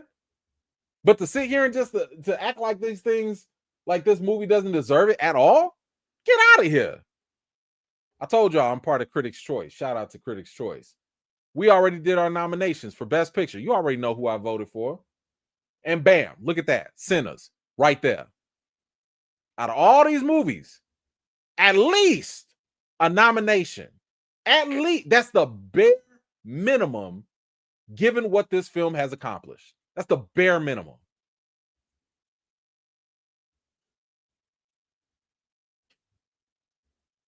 And because I'm going to brag on Critics' Choice a little bit more, Sinners is the most nominated film at the upcoming 2025 Critics' Choice Awards with 17 nominations. Give all the noms. All the noms. Okay? This is what I'm talking about. This is what I'm talking about. Put some respect on this film. Put some respect on this film. Anyway, I'm not going to go deeper on that. You guys let me know. What do you think about the Rolling Stone article? What do you think about them leaving it off the top 20? Is it racism? Is it something else? Maybe it's just artistic taste. Whatever you think. Let me know your thoughts in the comments down below. Yeah, that pissed me off. I wasn't happy with that at all. Don't like it. Let's talk about her. Talk about that Sydney Sweeney. So Sydney Sweeney has been in the midst of some controversy. Now, I did not want to get into it before. I thought it was a silly argument. I thought the whole controversy with her was just kind of silly. It didn't make sense. I didn't care. For those of you that don't know, Sydney Sweeney did this ad campaign back in the summer or whatever. Excuse me. And it was with American Eagle, I believe. And it basically was an ad where she's advertising the jeans that she's wearing. And, she said something like, what did she say in the title? She said something like, my jeans are better, or I have some jeans, or whatever like that, right? And the thing is that the whole campaign, it sparked this debate, because using the word jeans, saying I have better jeans, or, something to that degree, it really set off like this dog whistle to racists, right? It set off a dog whistle where they were like, ha, ha, ha, the white pretty blonde girl has better jeans. You're dang on right she does. You know what I'm saying? So that was a problem. But of course, because she said, I have better genes and she's wearing jeans, you know, it gave him a little plausible deniability, right? All right. So that's the context of where this whole situation was going with her. She was getting all this pushback, but at the same time, people on the left were all like, "Oh my gosh, you're pushing like this eugenics type of narrative, and you're doing all this." And then people on the right were like, "Oh, here comes the woke left. You guys are getting all upset over this. What's the big deal? Whatever." Again, I didn't even care about this. I was just like, whatever, But she did end up, it got to the point where even y'all VP and president started getting all up into this, and they started chiming in, and they was like, "Oh, is she a Republican? Because if she is, I like it. Whatever she did, I like it. I'm cool with it." I'm like, and to make matters worse, you had people who, whether it was online, whether it was on podcasts, that were taking this and running with it. Like I said, it was a dog whistle for white supremacists who believed in the whole great replacement theory, or let's just say that, white is right. Okay. So anyway, she had been going through a lot of backlash with this. And you have to imagine, you're an actor, you're a movie star, you're trying to build your career, you're young. I think she's like 27 or something like that. You're trying to build your career. The last thing you want to do is really start getting all controversial for the wrong reasons. Because the moment you start to divide your audience, guess what? You're going to divide your paycheck too. The people not going to be turning up, because if I know who and what you believe in, let's just say you are a white supremacist. I don't think she is. But let's just say she was. I'm not showing up to your movies. Right? Let's just say, you were, I don't know, include race, an ism here, anti-Semitic, whatever. I'm probably not going to check out your stuff. Right? So if I know you a bigot, why would I go support you? So this is not good for business. And it seems as though she might have had a little time of reflection, and she has responded to the backlash. It says here that she's addressed her highly publicized American Eagle denim ad in an emotional, she got emotional, y'all, interview with People. And she says here, "I was honestly surprised by the reaction. I did it because I love the jeans and I love the brand. I don't support the views some people chose to connect to the campaign. Many have assigned motives and labels to me that just aren't true." Oh, well, you know what? That sounds fine, right? You can't control what people are going to say. You can't control how people are going to interpret everything. And that happens. I get it, right? Hey, Recast T'Challa over here made a whole petition, did videos and everything, and I still had people taking my stuff all the way left, right? But just quick question. Quick question for Miss Sweeney. The internet don't forget. We got some receipts here. I just wanted to bring this up real quick to see if she forgot this or not. Says here, during a Zoom call with Sydney, we asked the question, "How far do you want to push it?" This is the American Eagle campaign people. They said, how far do you want to push it? Without hesitation, she smirked and said, "Let's push it. I'm game." American Eagle, what did they say? Our response? Challenge accepted. Miss Sweeney, was that you? Was that you back then? In terms of knowing that this was going to be controversial?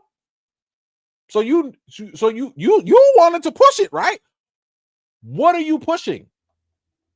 If you knew that this was only going to be about jeans, what did you think you were pushing? That was the question I wish the reporter would have asked them. I wish the journalist would have asked them, hey, back in July, before this even came out, American Eagle posted this, and they posted your conversation with them and said, how far do you want to push it? And you said, let's push it. So I don't want to hear, oh, I didn't know. Oh, this, I'm so surprised. Why are you surprised? You surprised that controversial things that you decide to push all of a sudden have consequences? Yeah, them box office flops might be catching up a little bit. Now, American Eagle tried to, again, they had their cover. It was already baked in, plausible deniability and all that. So one of the things they wrote here was, Sydney Sweeney has great genes, isn't always about the genes, her story. She goes on to say, anyone who knows me knows that I'm always trying to bring people together. I'm against hate and divisiveness. In the past, my stance... I'm sorry. She does have a certain accent. Let me get that. In the past, my stance has been to never respond to negative or positive press, but recently I have come to realize that my silence regarding the issue has only widened the divide, not closed it. So I hope this new year brings more focus on what connects us instead of what divides us. Scene.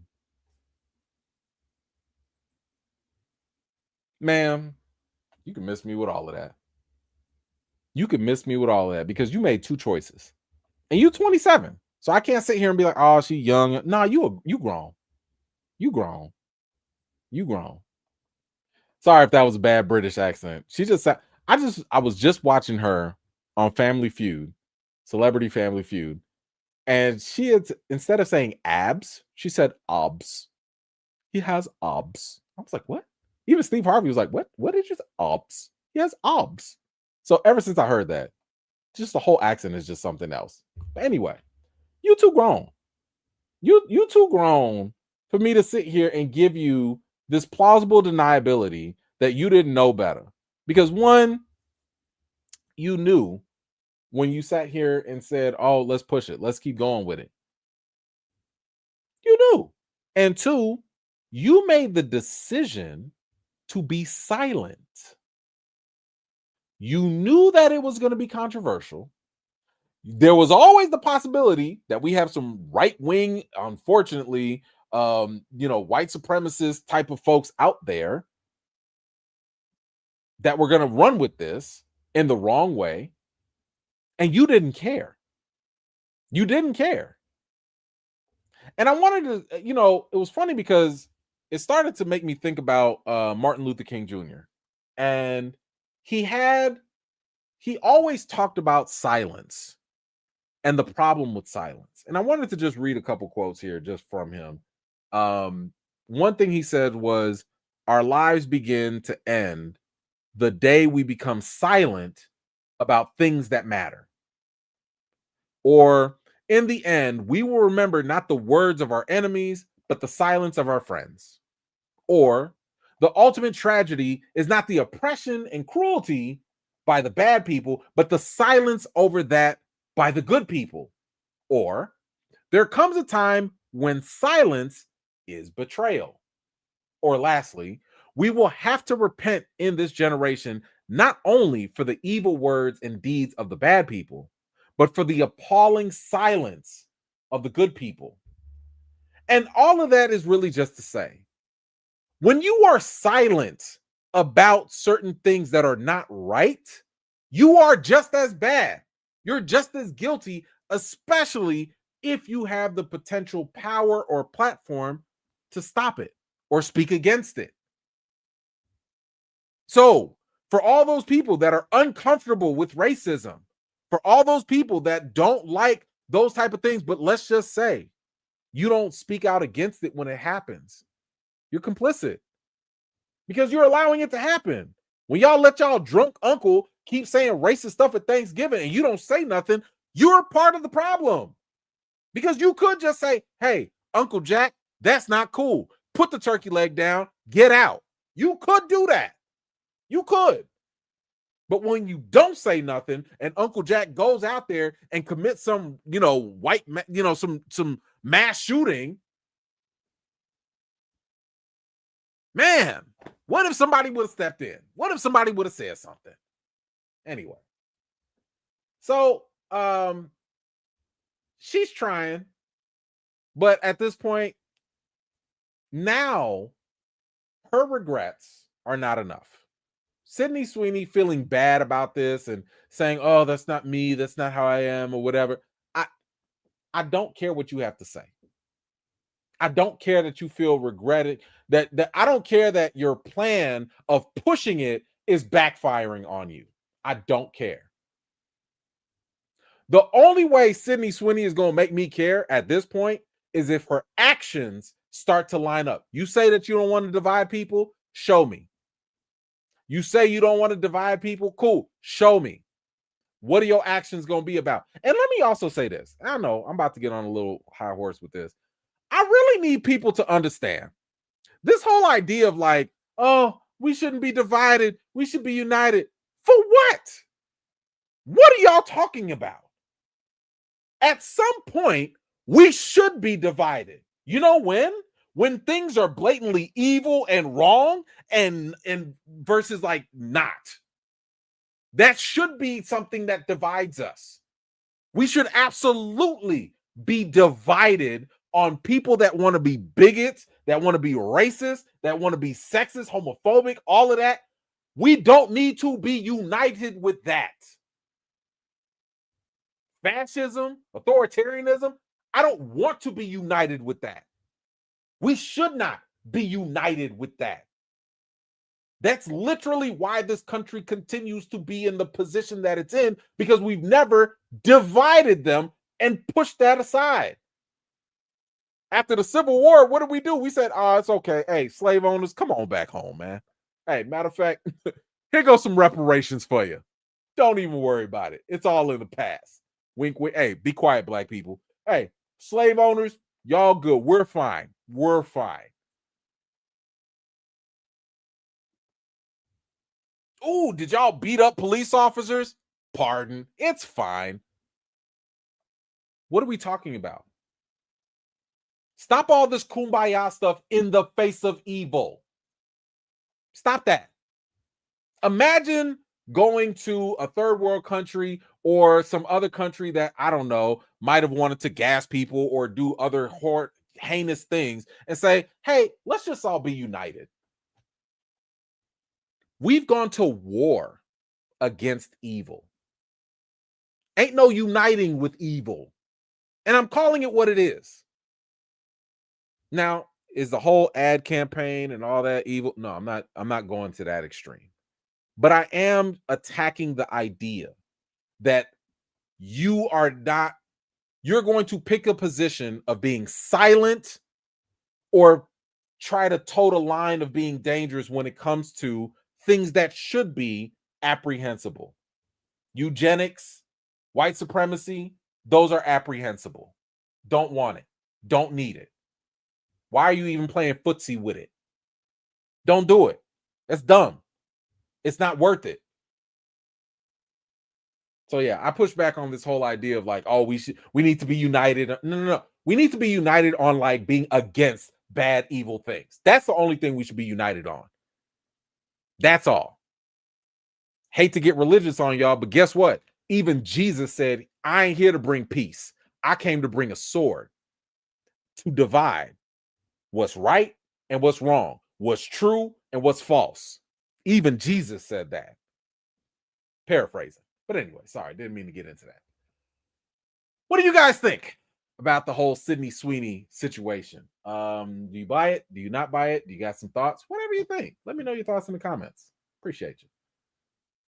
Puma, what you got? Thank you so much for the support. Boycott Rolling Stones. Pull all support. I wasn't paying for them anyway. But yeah, this definitely does not make me a fan. I will say that.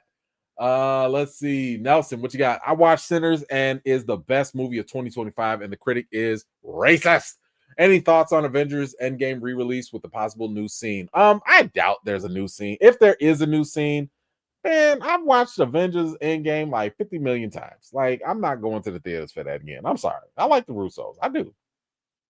It's not happening. Not doing that. I mean, what y'all finna show us? A new angle? Like, unless it affects the story, that's the only reason I go back to go watch it. Like, you gonna have to be like, hey, there was this character here and y'all didn't even know it. You gonna have to show me something to make me want to go pay another $20 to go watch a movie I've already seen 50 million times and that I can watch on Disney Plus right now if I wanted to. You're gonna have to give me something else. But yeah, that would be, and I honestly think they're just trying to milk the money. I think that, anytime you see re-releases like that, it's really just a matter of like, we want to up the total. Maybe they're chasing Avatar again. Maybe they want to become number one or something like that. Or Titanic has done it. Avatar has done it. They do it all the time. So anyway, Regina, what you got? Not feeling her, and I'm done. Her next movie is based on a book that I like. She just ruined it for me. Hard pass. Dang, I was thinking about watching that movie too. I saw the screeners for it, and I was like, nah. I don't know. I don't see it. JN, 3 straight flops is the reason, not eugenics. Well, hey, maybe she should push it in terms of cleaning up that image. Yeah. All right, let's go to, you know what? No, let's take a slight break. What we are going to do is we need to talk about this Paradise trailer. So we just got the teaser trailer, so it's not a full trailer, which is fine by me. First of all, let me make sure I have it so I can pull it up for y'all. Yes, I got it. Okay, hold on. We got the trailer here for that's not it. No, we got the trailer for this. Is it not up? There it is. Okay, there we go. So we got the trailer. Sterling K. Brown, he's back. Paradise. If you have not seen it, oh my gosh, like Paradise was fantastic. Season 1 on Hulu. If you haven't watched it, please feel free to go watch it. I have instant regrets that we did not cover it. I am thinking about, if I have time, maybe we'll go back and cover it. Maybe we will. But we finally have a trailer for season 2, and I wanted to watch it here with y'all. So let's get started. Paradise season 2. Let's go.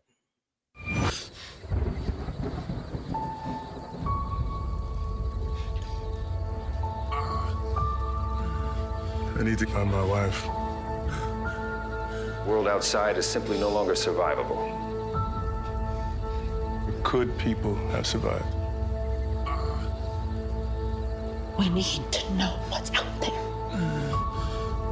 We need to know who's left. I'm coming, baby.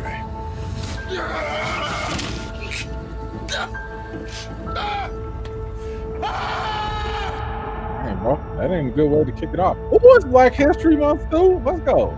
There is a lot that you don't know.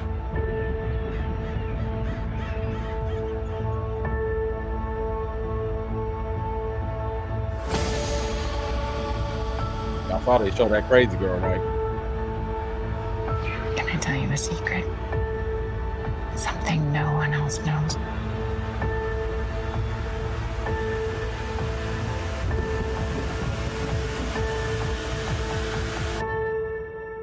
It's never just about the bunker.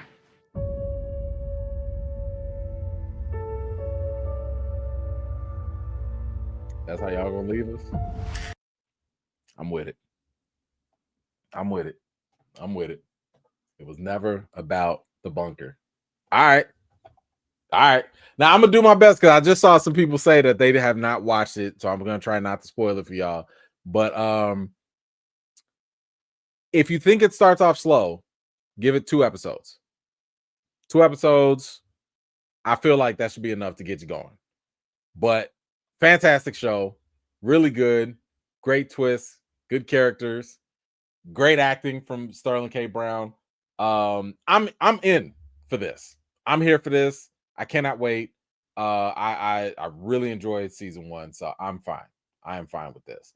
But y'all let me know, how do you feel about the new Paradise trailer? Is this something that you are interested in? Will you be checking this out? Feel free to let me know your thoughts in the comments down below.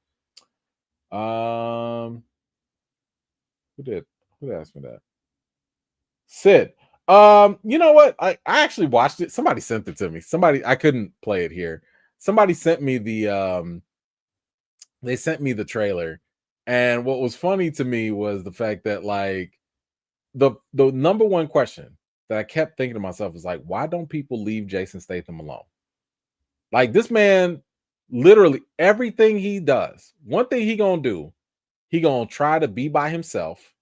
He gonna go minding his own business. He gonna do some other little job that ain't bothering nobody, but something from his past is gonna come back and bother him. Something from his past. And it's just one of those things where it's like, I don't know why people don't just leave him alone. They should leave him alone, but they just don't leave him alone. So, it is what it is. Unfortunately, no, I cannot play any other trailers. So I want y'all to know, every time I play a trailer, what I do is I try to upload it to YouTube. And if YouTube blocks it, I'm not going to play it, because if I play it, it'll get it'll stop the whole stream. They'll shut the whole thing down. So if you see I don't play it, it's because I can't. Like 9 times out of 10, I look for trailers. I try to upload them. I don't watch them, so I can actually, watch them with y'all. But I try to see if it'll get flagged.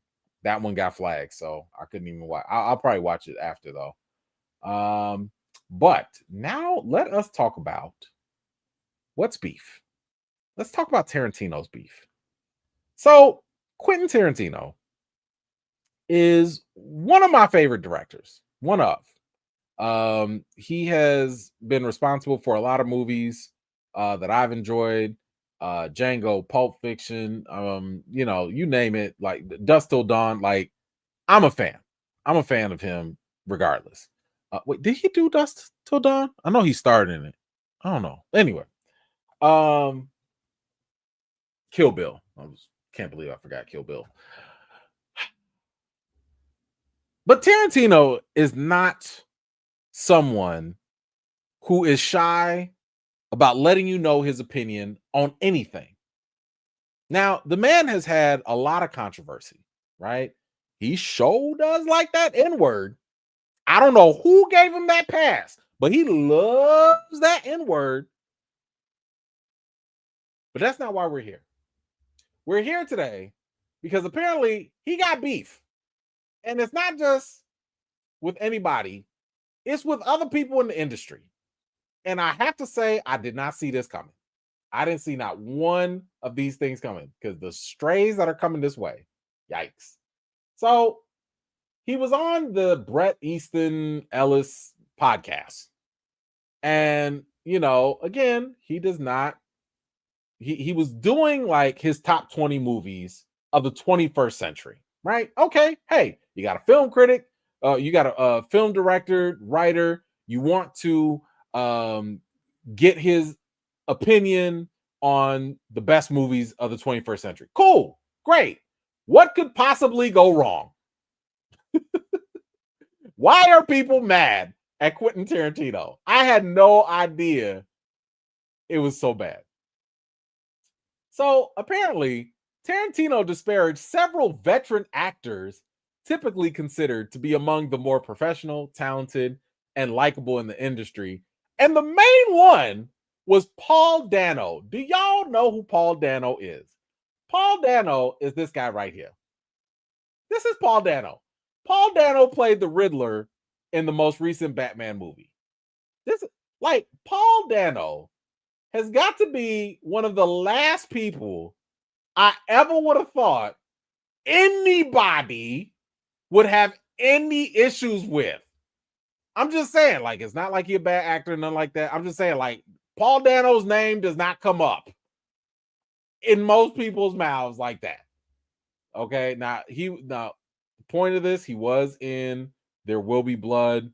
That's what this movie bothers Tarantino, but oh my gosh. It says here, it was Dano's character that Tarantino, it was Dano's character in There Will Be Blood that bothered Tarantino. And he said Dano is the weakest male actor in in the whole SAG Actors Guild. He's the limpest PP in the world. He says There Will Be Blood took the 5th slot in Tarantino's top 20, but he told Ellis it would have been higher if it wasn't for Dano's performance. There Will Be Blood would stand a better chance to be number 1 or 2 if it didn't have a big giant flaw in it, and the flaw is Paul Dano, adding the actor couldn't stand up against Daniel Day-Lewis. Oh my God. Let me just say this. First and foremost, Daniel Day-Lewis is probably considered the GOAT actor. This man has won Best Actor 3 times in a row. I don't think anyone has ever won it that many times. Anyone next to him, it's going to be difficult for them. That's fine. I don't think you need to say that. I don't think you have to say that. But second of all, as an actor, you literally have one job. Your one job is to act. And you have this director. I mean, he's not just any director, right? Tarantino is a well-respected director. Man has got talent. You've got this guy saying that your one job could not be accomplished. And because of your one job, you ruined a film. Not your character, not like, a certain scene, how it was shot. No, your acting, your performance, you brought this movie down.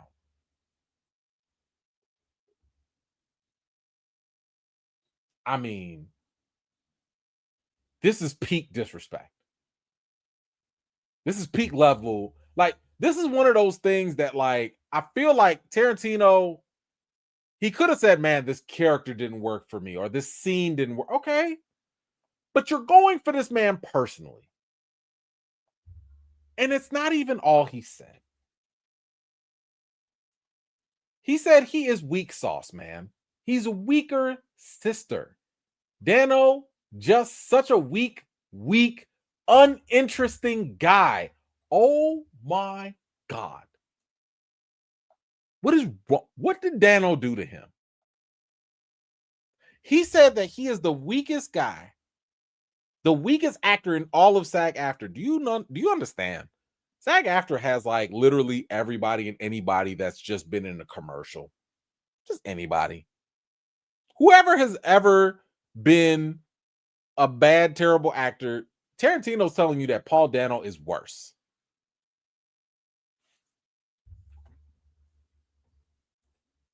But that's not all. When asked if Tarantino liked Dano in any other films, rather than actually giving him props, rather than saying like, oh yeah, but he was good in this, or he was gonna, no. Tarantino wasn't done.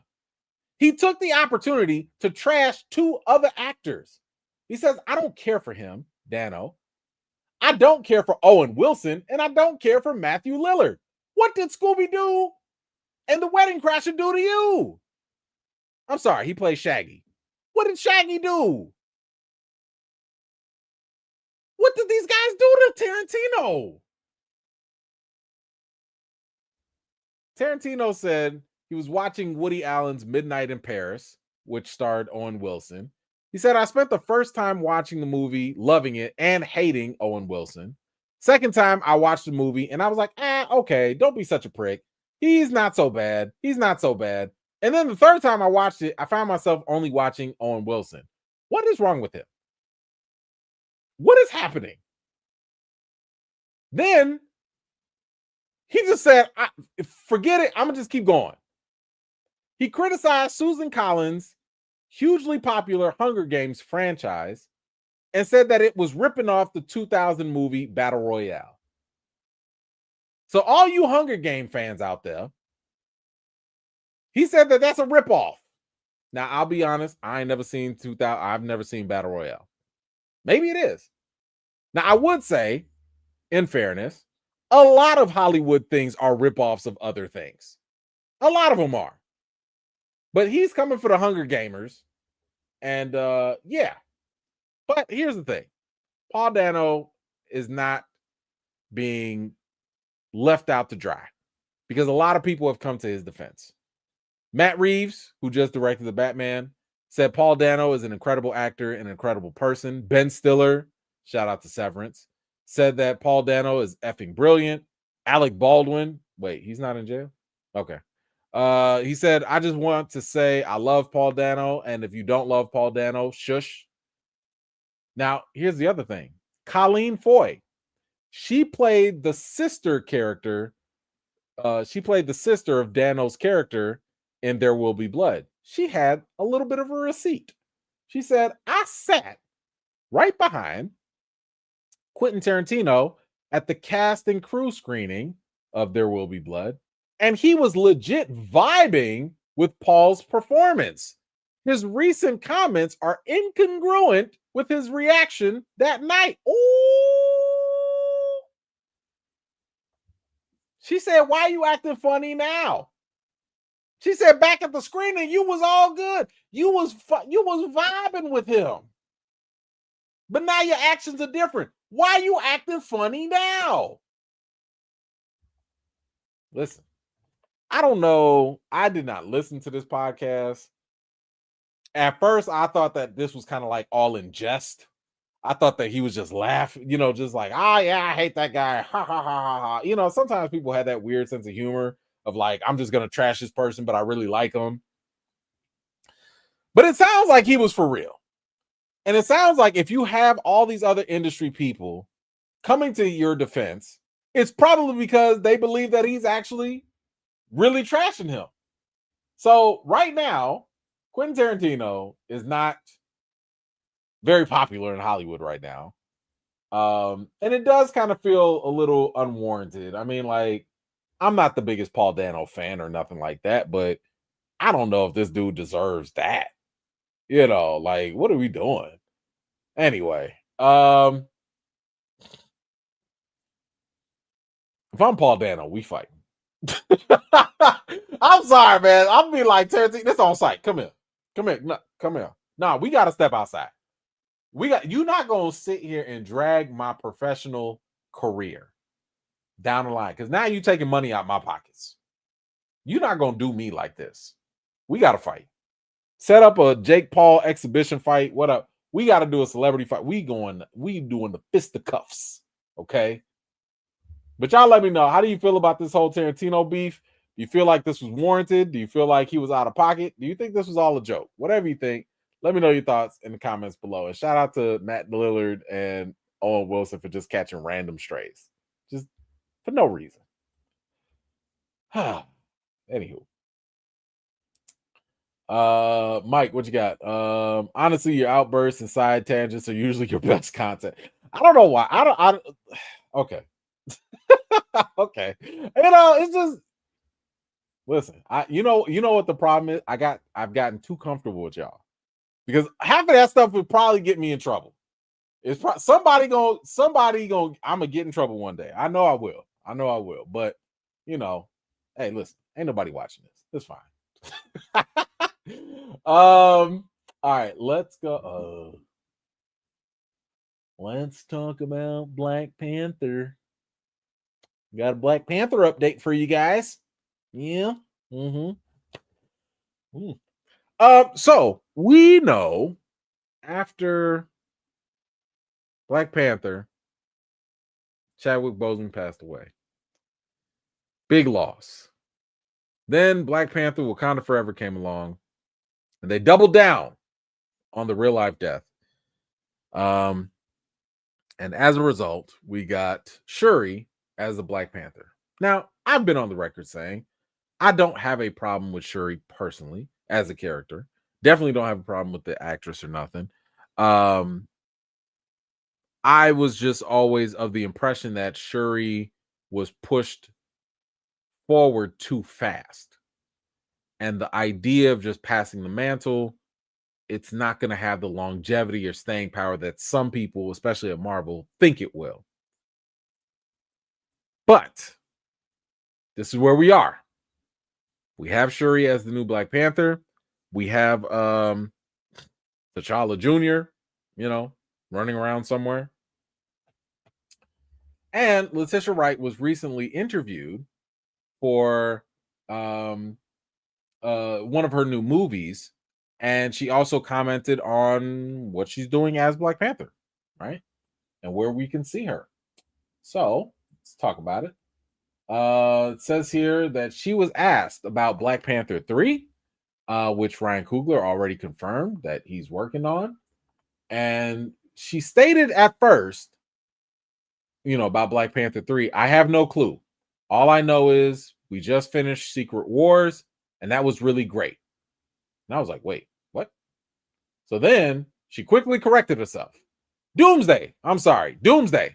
I confused the two. Before going on to say, that's what I have to film next is Avengers Secret Wars. But Doomsday, we finished that, and that was very great. She says here about Black Panther 3, I'm going to patiently wait for my director, Ryan Coogler, to come back to me about anything to do with Black Panther. But so far, Doomsday was really, really fun.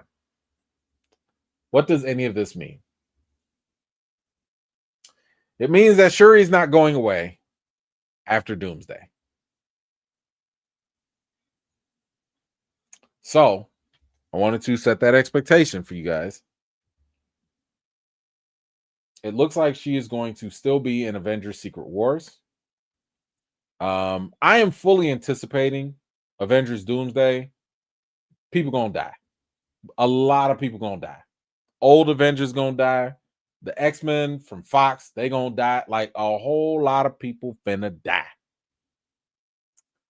But it sounds like, and I'll give a little plausibility, it sounds like she's going to survive Doomsday and also be in Secret Wars. Now, here's my potential issue with that. Again, I don't have a personal problem with Shuri or Letitia Wright. And this could mean multiple things. We already know that Kevin Feige specifically said some timelines, I'm paraphrasing, will be reset in a way, right? So we'll have a soft reboot to some timelines. We don't know if that's a 616. We don't know if it's another one, whatever. We know that some things are going to be a soft reboot. Cool. Or I'm sorry, yeah, some timelines will be reset. Which means that certain timelines in the MCU will have a different history and a different present. What I'm afraid of is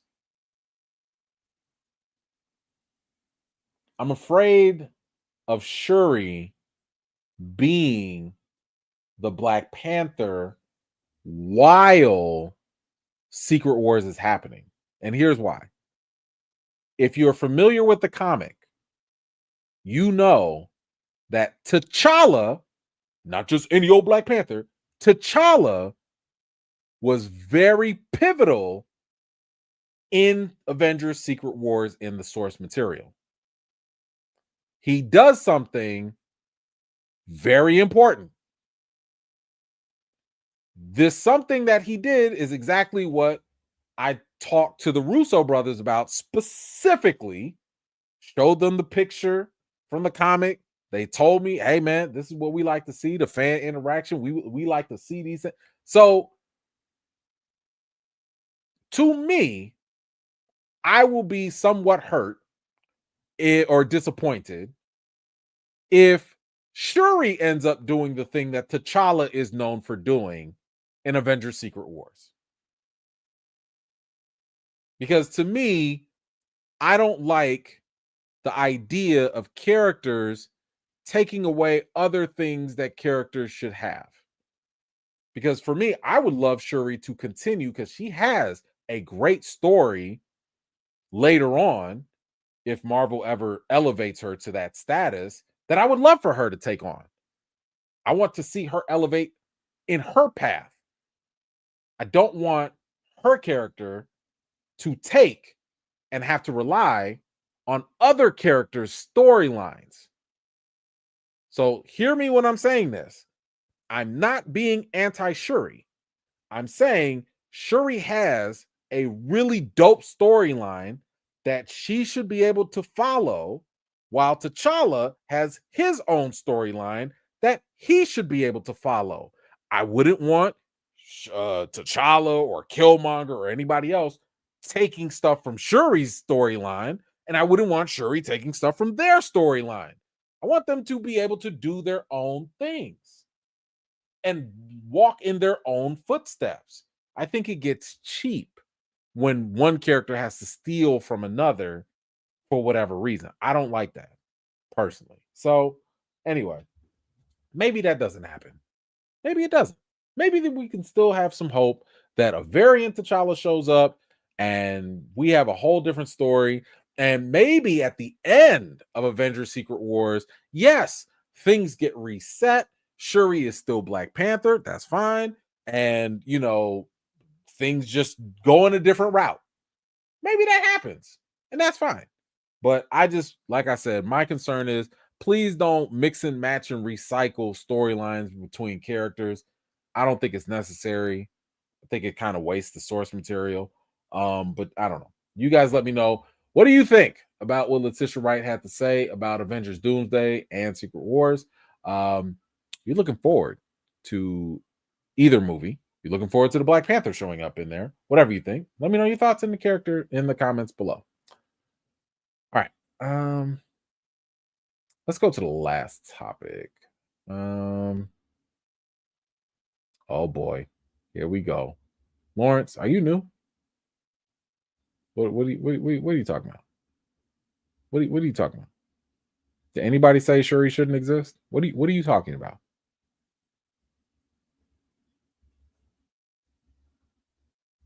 Okay. I'll leave that. I'm not gonna go there. Won't go there. All right, let's go to the last topic. Last topic is the big news in the movie world, which is Netflix wins. Or do they? Or do we? I don't know. But they won the bidding war. We have talked about this before, but yes, there has been a bidding war for Warner Brothers, and apparently they have made the greatest bid, or the highest bid. So they win. So with that, now we have to kind of think about, what does this mean? Well, let's kind of talk about like the positives with this, right? And I'll give you a little background on this too. So first of all, they have the highest bid and they made that straight cash, homie, or mostly cash. Mostly cash. And they got to go get a whole loan and everything for this, but they made the bid for about like $82 billion. 82 billion. Think about when Disney bought Fox, and that was kind of sticky too. That was kind of like, we don't know. We don't know if you should buy Fox because Disney, you kind of big, and Fox is kind of big. We don't know. But they paid $30-something billion for Fox. But Netflix said we're gonna take that and raise it to 82 billion for Warner Brothers.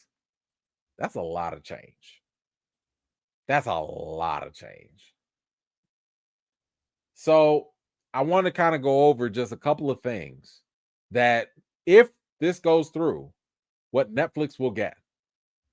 Netflix will get a whole lot. Now, these are just some of the IPs, some of the shows, some of the movies. You got Friends. First of all, Friends is a billion-dollar franchise in itself. My wife watches Friends every day. Fun fact. She loves Friends. Fun fact. I have also watched Friends every day. Not because I choose to, but because it's always on in the background. It's on right now. It's playing right now because she's watching it right now. That's how I watch Friends. The Matrix. You got all of the Matrix. DC Comics. Animated, live action, all of that. Everything DC goes to Netflix. Harry Potter. Y'all got all the Potters. TV shows, movies, Sopranos, The Wire, HBO and HBO Max. That's got to be the biggest one right there. You taking out your direct competition. I told y'all that was going to probably be like the next big three to me. It's going to be Netflix, Disney, and then HBO Max. Like, they had the quality. They had, well, maybe not Disney, but Disney had more quantity for whatever reason. But like, if they will absorb HBO and HBO Max. Now, here's one thing. I'll give one positive here. And it's not like HBO needed help. Because if HBO had a good show on there, people would go watch HBO for that. But most people already have Netflix. HBO puts out really good shows. We've already seen, like with Stranger Things, Squid Games. If you put a really good show on Netflix, that thing will blow up. It will blow up. So, you know, that's something. Sex in the City, Game of Thrones. Them Thrones all gonna be out there. Lord of the Rings. And the video games. That's another sneaky one right there. The video games. NetherRealm, Mortal Kombat, Rocksteady, all them games. This is a mega power move. Here's what the CEO said, co-CEO Ted Sarandos. Our mission has always been to entertain the world by combining Warner Brothers' incredible library and shows and movies from timeless classics, blah, blah, blah, blah, with our culture-defining titles like Stranger Things, K-pop Demon Hunter, Squid Games. We'll be able to do that even better. Together, we can give audiences more of what they love and help define the next century of storytelling. I want y'all to notice how he conveniently left something out. We'll talk about it, but he left something out. But guess what? Y'all finna be entertained. That's his goal. He said we're going to better entertain y'all. That's what we want to do. He left some things out, but that's what they said. Here's about some more details for the acquisition. They claim that they will continue theatrical releases for films. Netflix will keep HBO Max around for now, while also periodically adding WB HBO content to Netflix. So you might have a nice little transition here and there.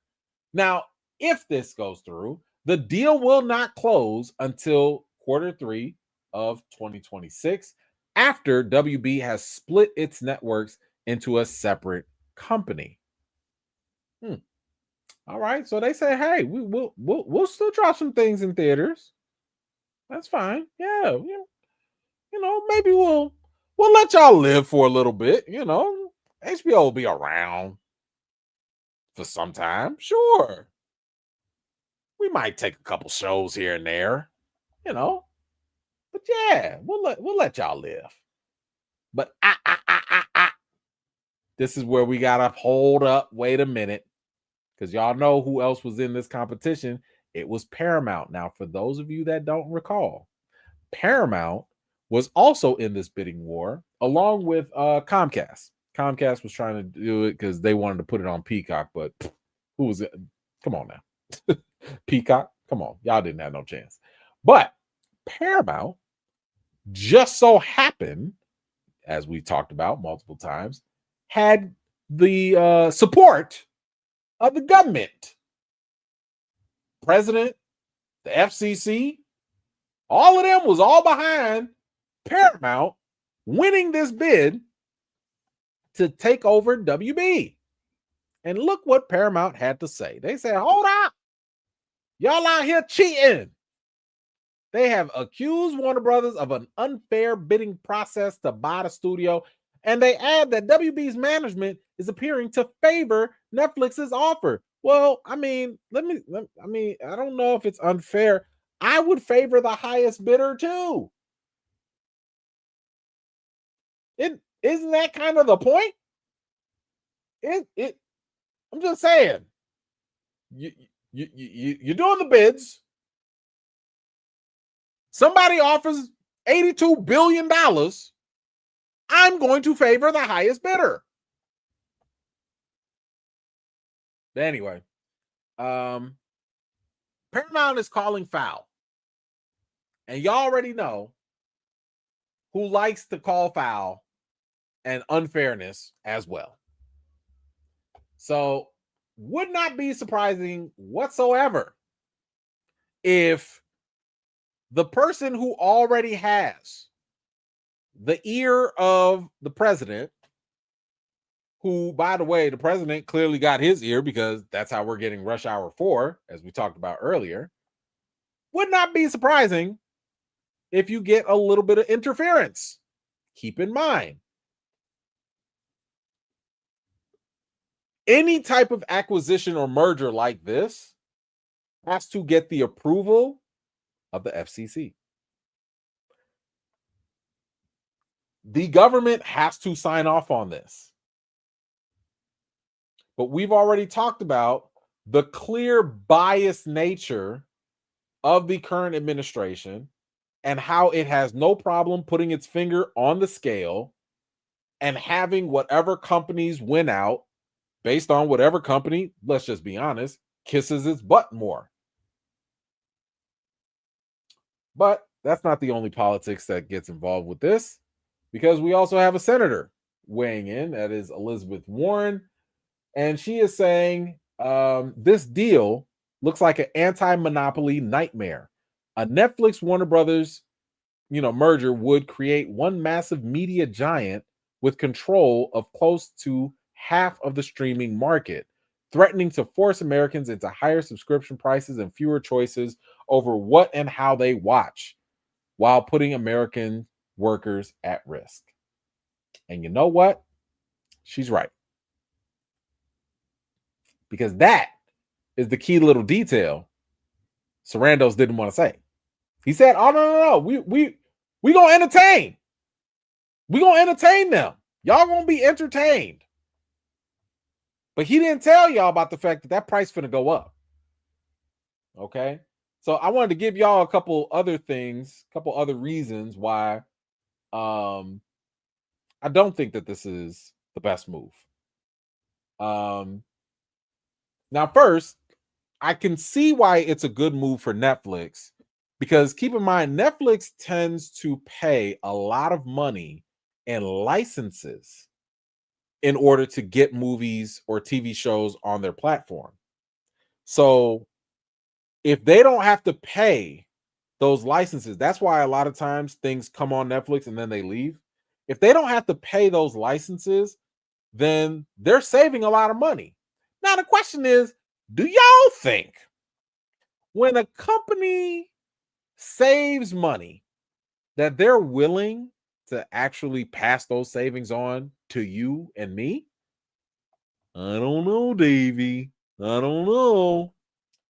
So let's just assume they don't. Obviously, the higher prices are going to be an issue, right? And here's the thing. They will have the perfect excuse. They will say, we're giving you more product.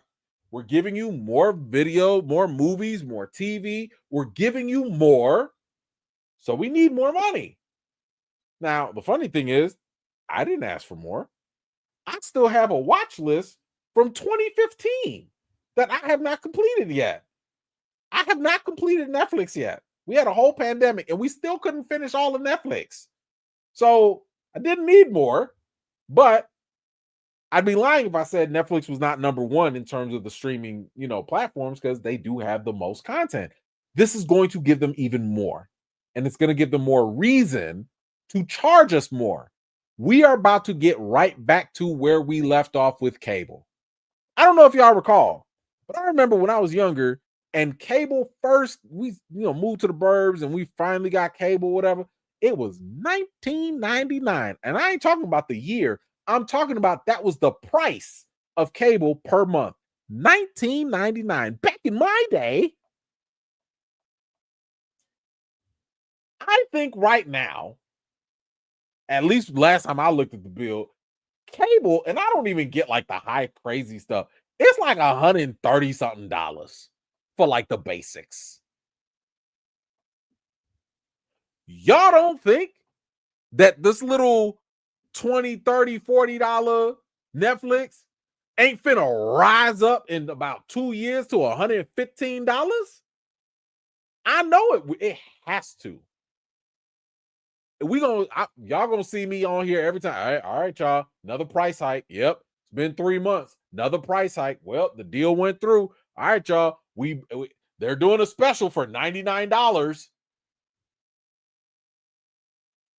a month. A month. So you're gonna have higher prices. If this merger goes through, the second problem is you have less competition. And having less competition means you don't have the luxury of doing what you used to do.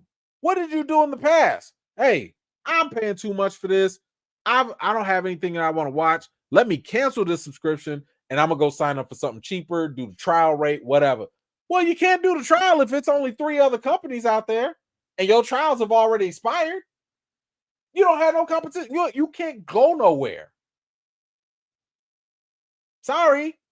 We bought up all the competition already. So that sucks. You can't do the streaming hopping anymore. Don't forget, they also did the password crackdown. Can't borrow your cousins no more. Get off your mama's account. It's over with now. You also have another issue, third issue. Less originality is about to happen.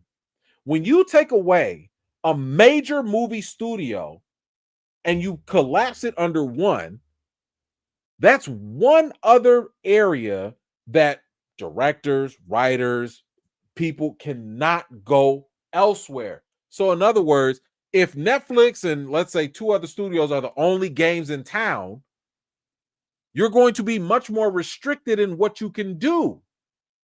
Because 9 times out of 10, with all those things that I had listed earlier, these studios are going to be like, man, we got the Harry Potter, we got the Matrix, man, we got Lord of the Rings. Hey, push it. We about to get way more franchise IP movies and TV stuff rather than getting something like Weapons, getting something like Sinners, getting something like One Battle After Another. Forget all of that. Matter of fact, those all came from Warner Brothers. All those 3 original movies came from Warner Brothers. That's over with.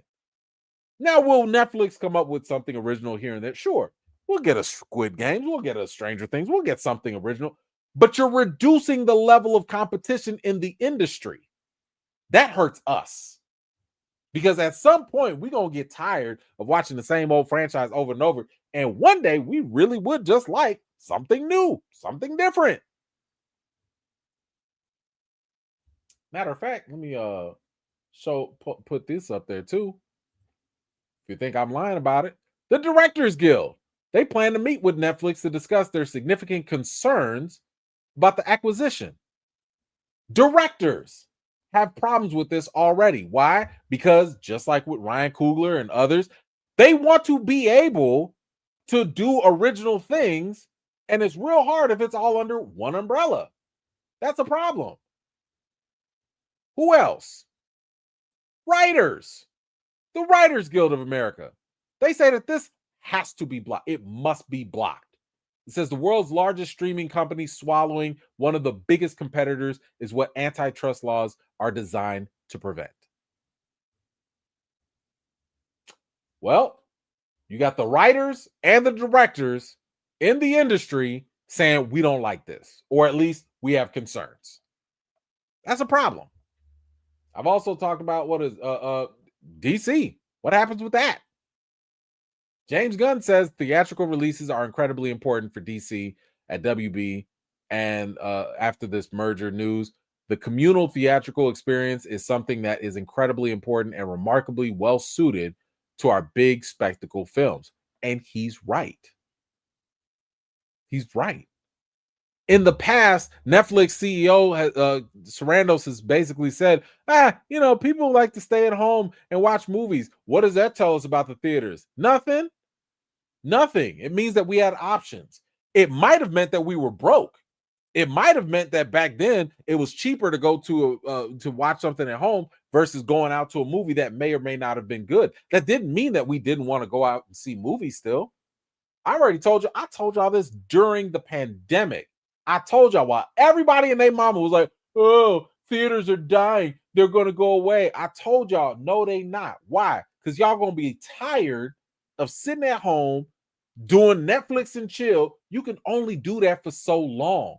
At some point, fellas, you're going to want to take your lady out. At some point, y'all going to want to go see that big spectacle film that don't make sense on your 20-inch TV. No disrespect for what you can afford, but everything don't need to be watched on a little screen. You can't watch everything on your phone. It's not the same. You want to hang out with your friends. You want to hang out on a date. You want to go do other things at the theaters. What else is wrong with this? So you have higher prices. You have less competition. You're going to have less potential stories, out there. My bigger issue is you're going to have less, you're going to have shorter release windows. The release windows are already a problem when it comes to movie theaters. It's already been a problem.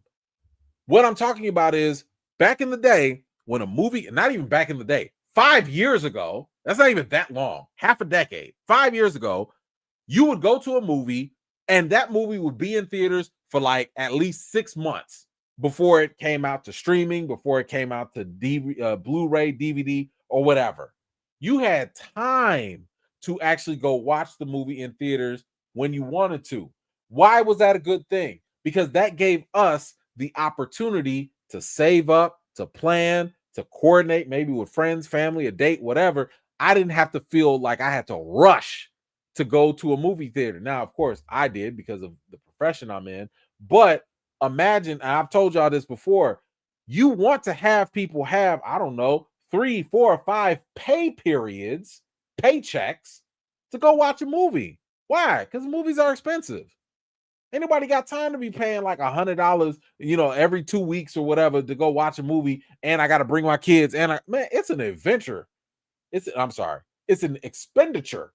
If I had to go take my entire family to go watch one movie, that's a lot, right? So, when you sit here and reduce the window, you're eating away at the potential profits that the movie can make. That's one thing. And you're also reducing the options for people who do want to go to the theaters and maybe can't afford it. That does not mean that we need to watch it at home. That's a problem. And yes, that is Netflix's position because they don't believe in theaters as much as they claim. Yeah, they said they'll still keep movies in theaters, but they're going to be on that nonsense of shortening the windows. It says Netflix teases that Warner Brothers theatrical release window will evolve to become shorter. My pushback has been mostly in the fact that the fact of the long exclusive windows, which we don't really think are that consumer friendly, says the co-owner and CEO of Netflix. Do you know how problematic that is? Now, here's the other problem with that. I'll give you the other problem. Now you messing with actors' money.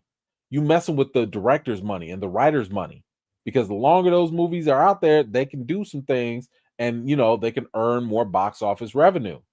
Now you're going to force actors or whoever to take more money up front, which, by the way, can make a movie, it can make or break a film.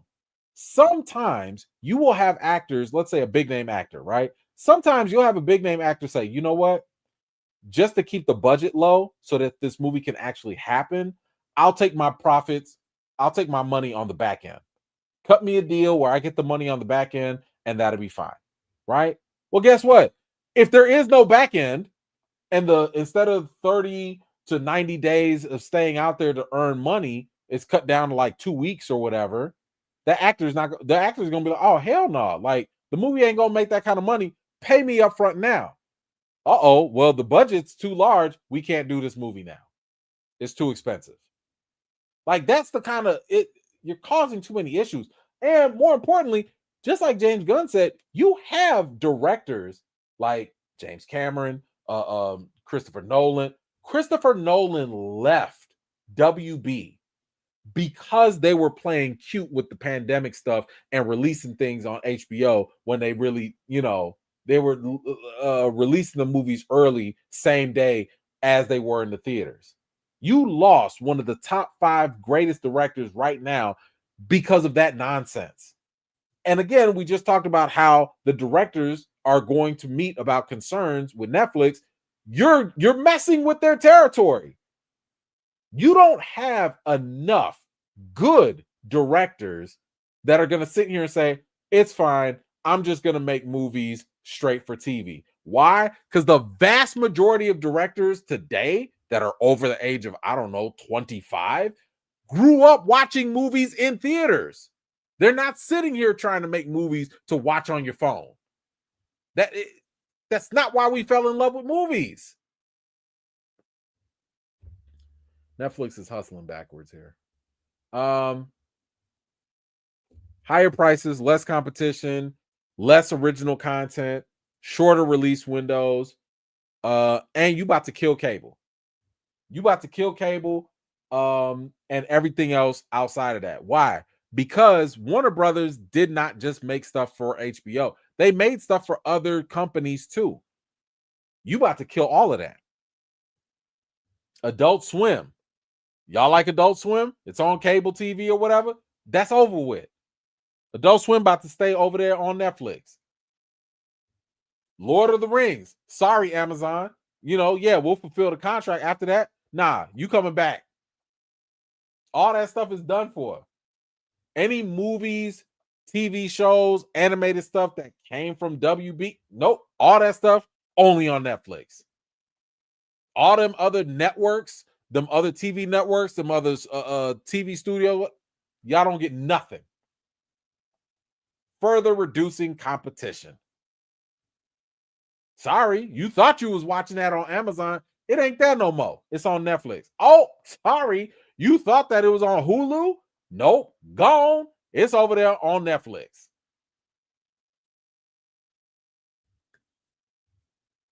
And I think the biggest issue out of all these things with this potential acquisition, we're going to hear from the Snyder Bros.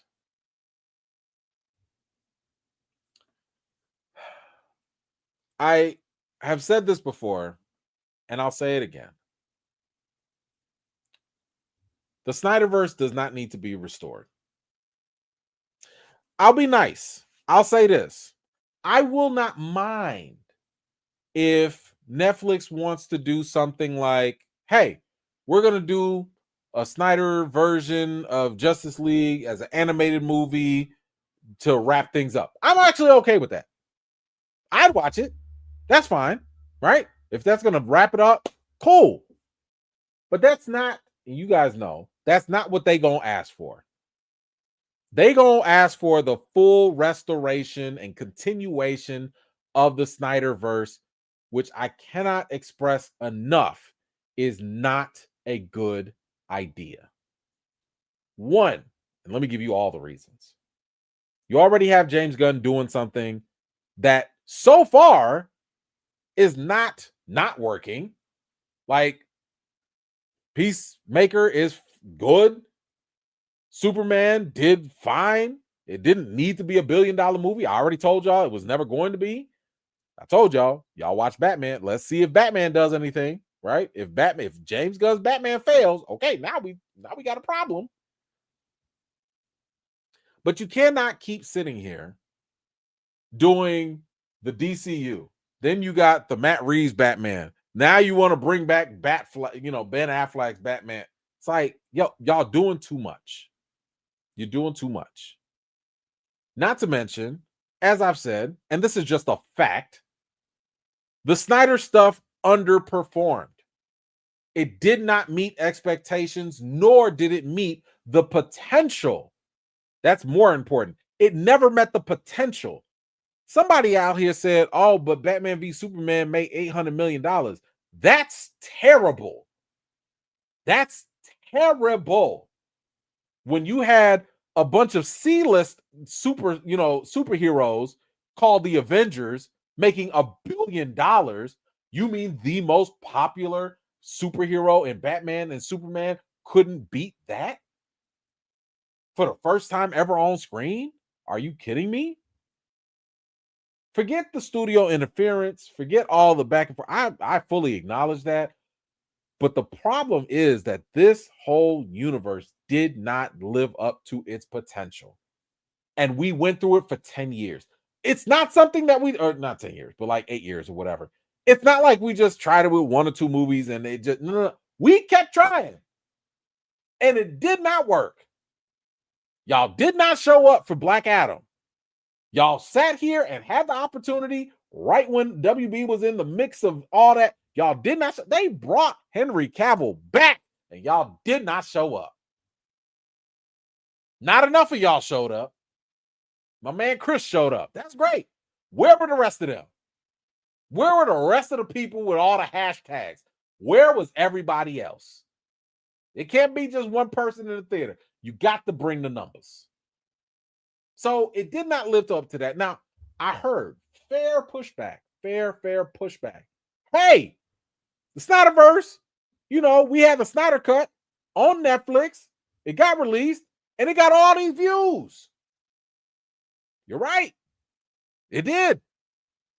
But what was the retention? It got a lot of views, but how many people actually finished it?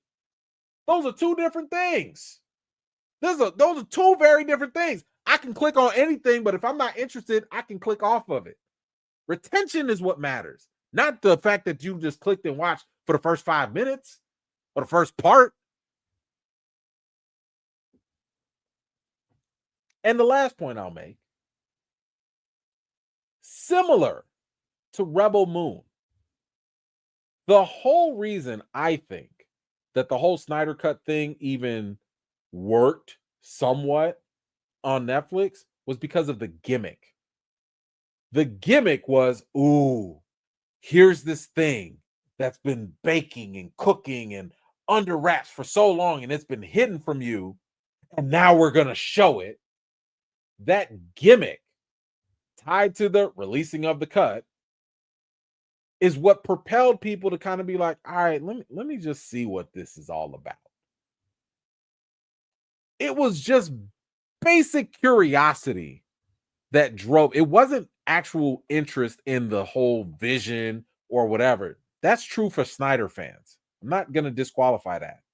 But for the general audience, the fact that they did not retain watching the whole stuff, they just wanted to see, like, what is all this hype about? And it didn't work. And you know why I say it doesn't work? Because it didn't translate over to the way they tried the gimmick again with Rebel Moon. They tried the same gimmick. Hey, we're going to release 2 different cuts. We're going to do it all over again. And Rebel Moon was terrible. To me, it was terrible. I didn't even bother watching the other version because I'm not going to be insulted by you dropping something that you claim and and you acknowledge is inferior just because you want to release something else that probably still doesn't even make sense. I don't want to do this. I don't want to play those games. If you're a director, and by the way, I like Zack Snyder, but if you're a director, give me your best. Don't play these games. Don't be like, oh, I'm going to release this inferior product, but then I'm going to release the other version and all this. Don't do that. It's too much. So this Netflix merger, personally, I don't think this is going to go through. I think that it is probably going to be stopped by the president, or I'm sorry, by the FCC from the president. And it does violate a lot of antitrust laws. It is a problem to have this much power. Now, if it was a smaller, less significant streamer that got it, like Peacock or whatever, fine. Whatever. Nobody's tripping. That'd be fine. Whatever. But Netflix can't have no more power. They too powerful already. And I like Netflix. I got it. I pay for it. Like I get it.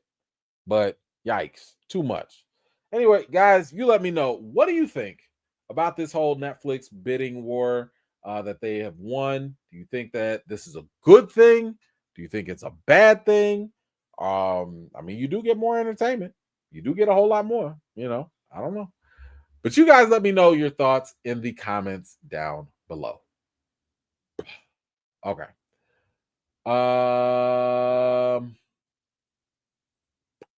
JN, I think Michael B. Jordan will be the T'Challa with the zombies and the Secret Wars, which is what you were concerned about last live. That is what I'm concerned about. I don't want Michael B. Jordan as T'Challa. And matter of fact, I won't say that.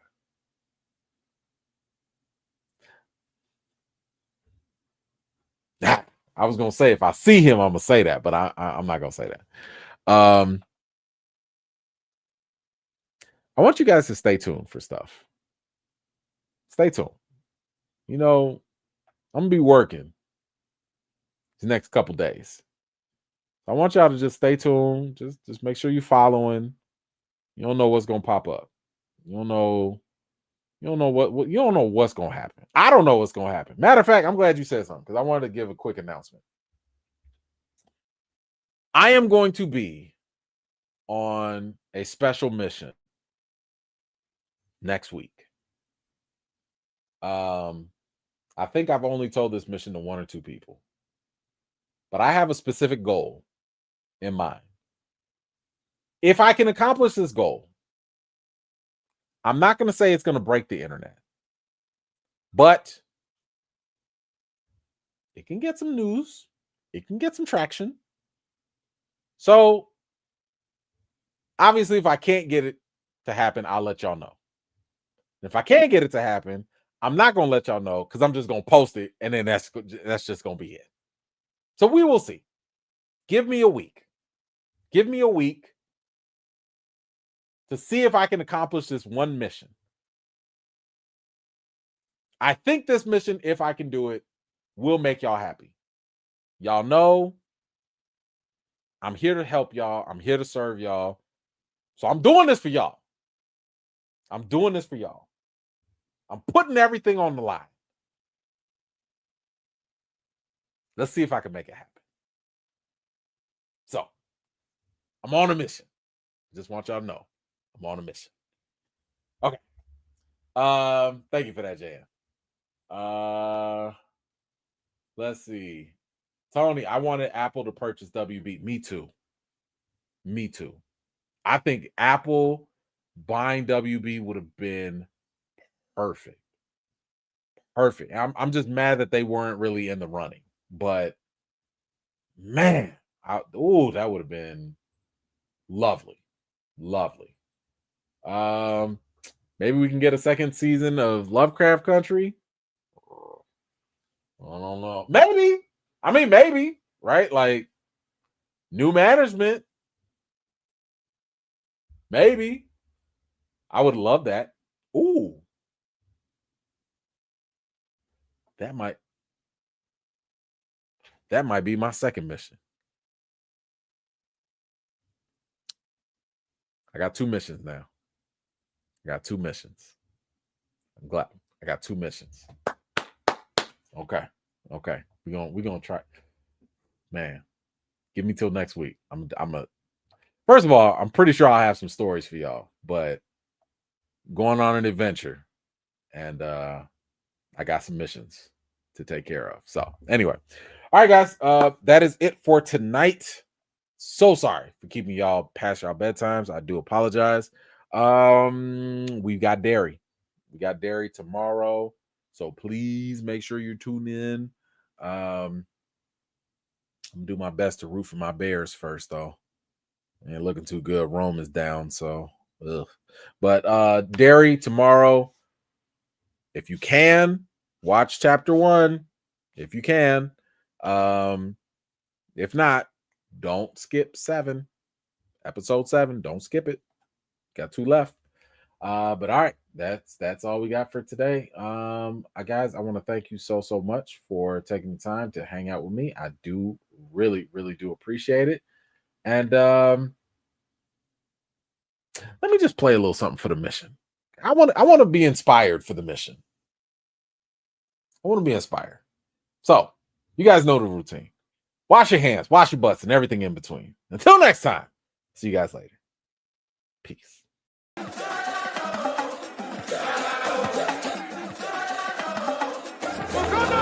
Say T'Challa, we need a recast. Chat would agree, and I truly believe that. Stories untold, I pray that we get to unfold. Don't kill them, we don't need to see that. A black man is king, I think that is crucial. If not for the grown-ups, the kids should move you. Representation, let it multiply. Stop telling the stories, how legacies die. We can explore the world of Wakanda by addition and not replacement.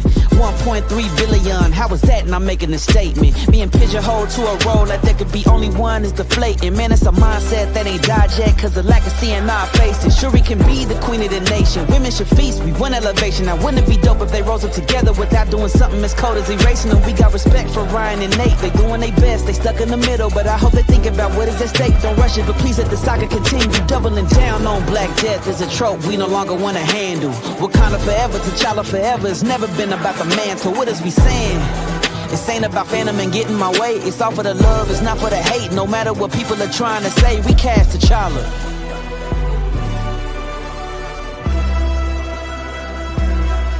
We cast T'Challa.